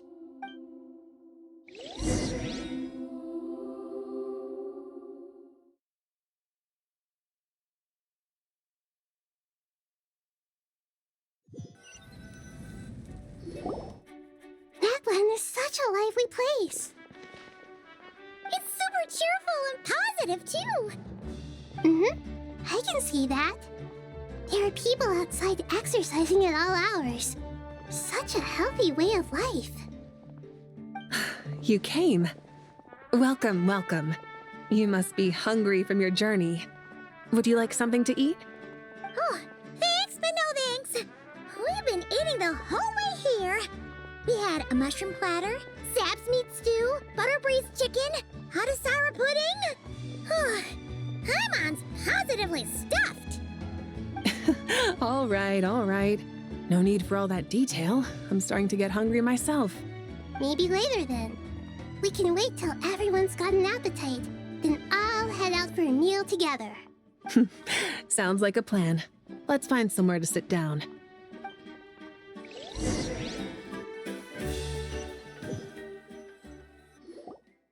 I should tell you, I already have some sense of why you've come.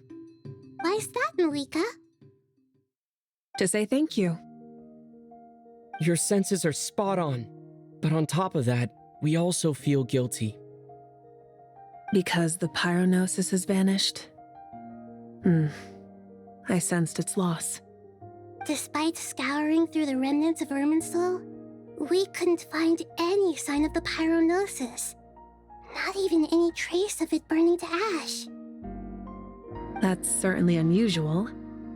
Still, the potential fallout from Irminsul's loss is significant, to say the least.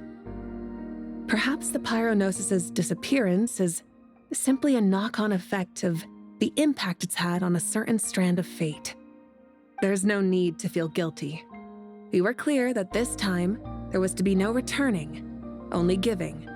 Pure and simple. Thank you really is a fascinating phrase. We use it to express gratitude for the smallest of things. Yet, when faced with a kindness too immense to describe, we use exactly the same words. It's not that we lack other means of expression. It's that when we truly need to express our feelings, the simplest and purest words are always the most powerful. You're right. In Natlan, we prefer simple expressions too. Companionship, friendship, support. They might not sound fancy, but the sentiment behind them is sincere. That's wonderful to hear. Sincere feelings are often a vehicle for the deepest wisdom of all. Irminsul's destruction doesn't seem to have done you much harm. I'm glad to see you're doing well. There's still a lot of work to do, but before we begin, we felt it was important to come here and speak with you. Partly to express our gratitude, but also because we felt that seeing you, in a sense, is like basking in warm sunlight. That's a nice way of putting it. I like that. To tell you the truth, though, I'm not a fan of somber meetings. So, since there's nothing more to say, why don't we go bask in some actual sunlight? The weather's beautiful today. What a great idea! Paimon's gonna lie back and soak up some rays.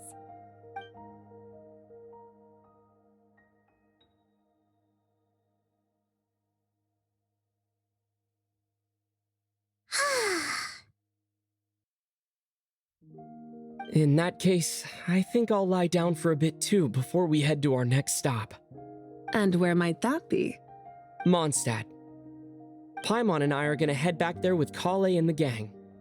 Long ago, I sensed that the god remains inside Kale had come from the goddess of flowers, but I kept it a secret. Those remains weren't hurting Kale, not as she is now. They simply exist. Besides, I could sense a deep yearning within her. A yearning for an ordinary life. A yearning to hold on to the hard-won happiness she now enjoys. With someone like her, I have a responsibility to keep her secret. She should be ready to face the truth by now. Whenever people meet, there is always the potential to create warmth and kindness. Every child grows up. But even as adults, they are still children in the eyes of certain people. Oh, just like how Paimon sometimes sees Nahida as a little kid. Is that so? Well, anyone who's friends with a kid is probably a kid themselves. Of course! And there's nothing wrong with that. When we get back, we'll actually be hanging out with another of our friends who happens to be a kid. Or more like looking after, in her case. Anyway, we'll always be there to watch out for our friends. Dear Sucrose, when you receive this letter, I'll probably be as busy as always. But busy with wonderful things. That's because I'm no longer a trainee. I'm now an official forest ranger. Impressive, right? Sino said that official rangers sound much tougher than trainees. Though he did say it was already pretty tough to start out with. You probably heard that something big happened in Sumeru recently. Don't worry, it's all been taken care of. We're heading to Mondstadt soon, so if you're free, maybe we could meet up? Plus, it's not just me, a few of us are going. Hey, do you still remember that time we all got together? You know, when we all went to the Windbloom Festival? It'll be just like that.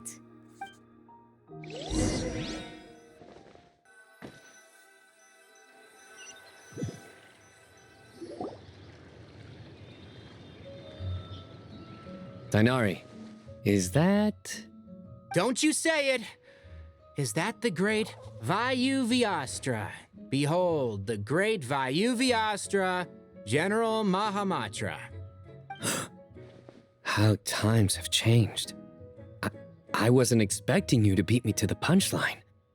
You've changed. You've really upped the aggression in your battle against Sino's jokes. Kale, how did you know what I was going to say? For the love of... Hey! Traveler! Paimon! You're right on time! I hope we haven't kept you waiting. Kalei!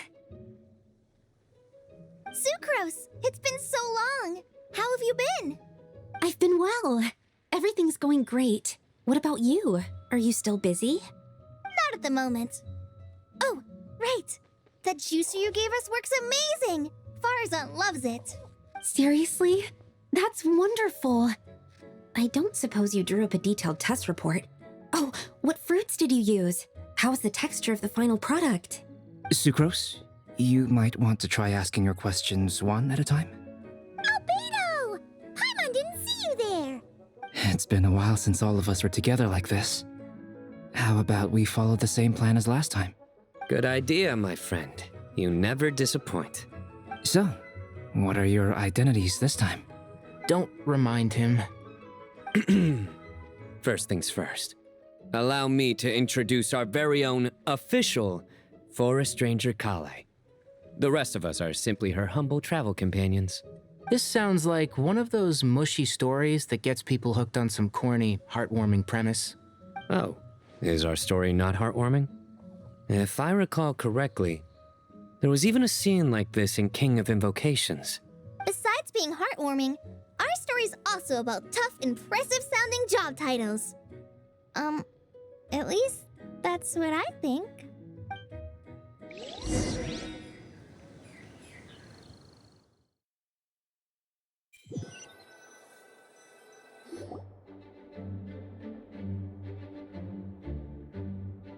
Oh, you're here already?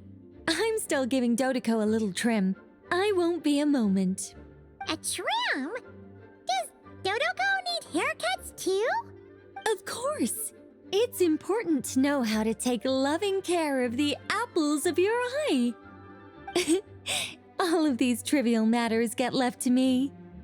It's because I'm an angel, and angels are, in a way, the guardians of all Teyvat. Oh, right! Well, that's definitely an impressive-sounding job title. What are you writing? I'm just brainstorming some cool-sounding lines. Oh, write them on these card backs. Of course. Clearly, my lines are pretty amazing, wouldn't you say? Miss Nicole? Kale? You seem a little nervous. I was just wondering, who was the person you mentioned who needed their wish fulfilled? Wish? What do you mean? Miss Nicole asked if we could meet up in Mondstadt once everything was over. She said a friend of hers had a wish that needed my help to come true. Well, you never mentioned that before. All we knew was that you'd arranged to meet in Mondstadt. But we thought it had something to do with the god remains. To be fair, everything I told you was true. Anyway, my friend is waiting. Come on, let's pay her a visit.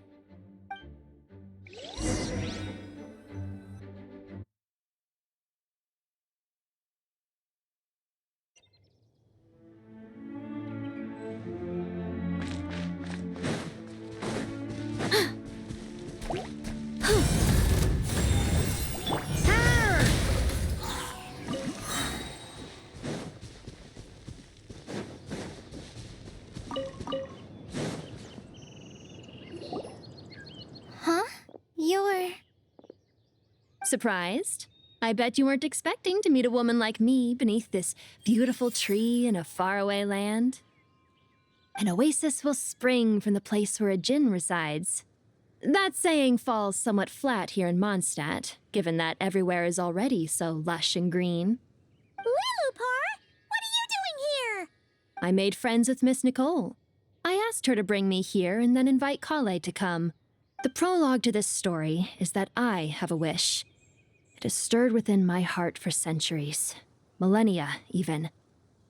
Originally, it was merely Al-Akhmar's lie, but now it has become reality. Could this be... Related to the goddess of flowers?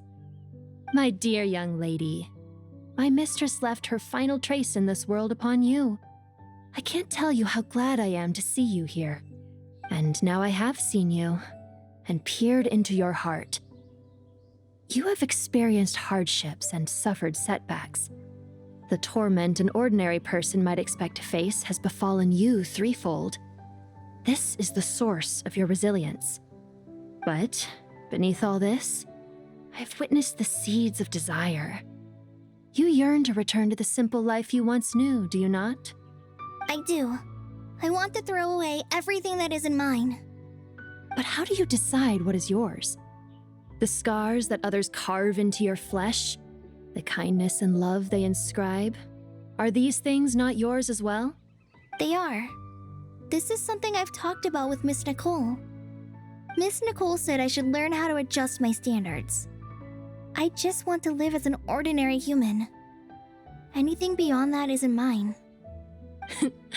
Don't you want anything from the remains of the goddess of flowers? She gave me a revelation once. I think that's already more than enough. In the past, you would not have possessed such a rich heart. Your brief life has taught you to hold on to everything good, to home in on kindness. How fascinating. You're nothing like Nabu Malikata, and you're certainly not her. Of course not. I'm not some great and powerful being, Miss Lilopar. Yet I am a djinn. We exist because of the Lord of Flowers. We revere and love her.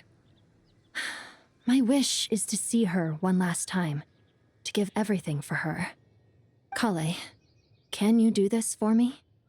But her remains won't be easy to remove. Are you sure this is what you want? That's beside the point. First, I need to know. Are you willing to do something for the soul of this lonely, wandering woman? I'm willing. But look, you know nothing about me.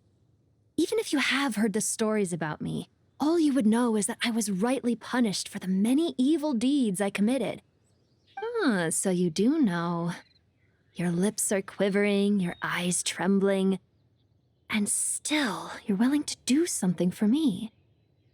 Life has been cruel to you, and yet you've learned to be kind. My dear young lady, to repay your kindness, I too must play my part. Are you sure about this, Lilupar? I yearn to see my mistress. For this moment, the world can burn to ashes, the universe be engulfed in flame. I care about nothing else. And you, Kale, I can give you a gift. You'll become just another ordinary human. But Miss Lilopar, what will happen to you? My wish will be fulfilled, and I can die happy. Why would you wish for that? A long, unending life might seem desirable for one who has never possessed it, yet it brings torment to one who has. My remains are scattered across the yellow sands, but my soul can find no peace. Since you've promised to grant my wish, give me that release. Allow the dying to die, and let the dead rest in peace. You have my thanks. Kale, there's no pressure on you. What she said, it's all true. A wish is a genuine desire, after all. It's as if you want to use the last of your life to give me a better future. Nothing's so selfless. We'll be using our futures to fulfill each other's wishes. This is a noble act, a beautiful and secret transaction between two women. I understand. Miss Lilupar, I'm ready. Close your eyes, Kale. Then open your soul. From there, I will embrace my mistress. The downpour of flowers is your touch, like returning to the very beginning, like surrendering to your grace, my mistress. People say that devotion is beautiful, yet filled with pain. How foolish of them. For me, devotion is beautiful, pure and painless. Devotion is my love. Thank you.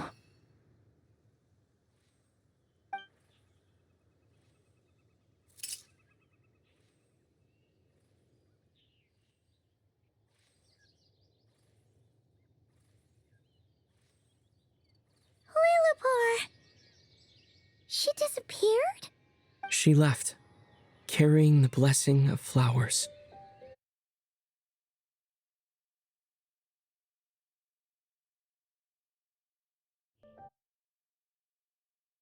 Kale, are you alright? I'm fine. Now that the remains are gone, I don't actually feel any different at all. Those remains weren't hurting Kale. Not as she is now. They simply exist. Besides, I could sense a deep yearning within her. Kale must have already received what she was yearning for. I'm doing fine. I feel relaxed. There's really no need to worry. Then my wish has come true, too. To become ordinary?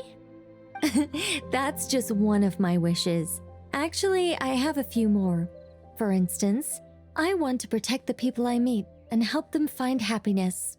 That sort of thing. So between Miss Lilupar and me, you've fulfilled 2 wishes already, and protected 2 people. Wonderful, isn't it? I feel so fantastically happy. I guess that settles things here. So what's next? What do you want to do when we get back to town?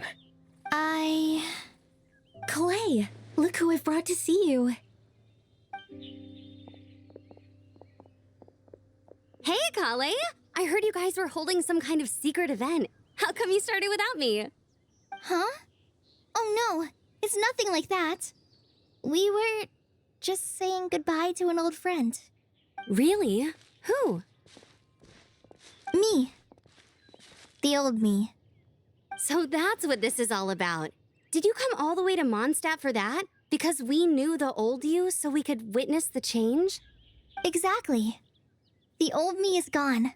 I puffed her into the air, and she became a fluffy pink cloud, floating into the sky, before disappearing forever.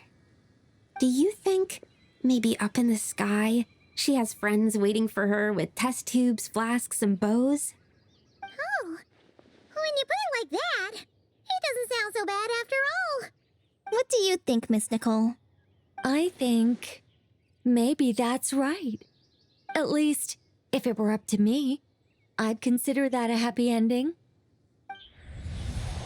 Dear Sucrose, even though my childhood ended long ago, these past few days have really felt like growing up again. I've become stronger, and I feel like I can finally accomplish things by myself. Surely someone as mysterious as you will find a friend like this fascinating? always growing, always thriving like a plant. I came to say goodbye to my old self. I know that after this, she'll be gone.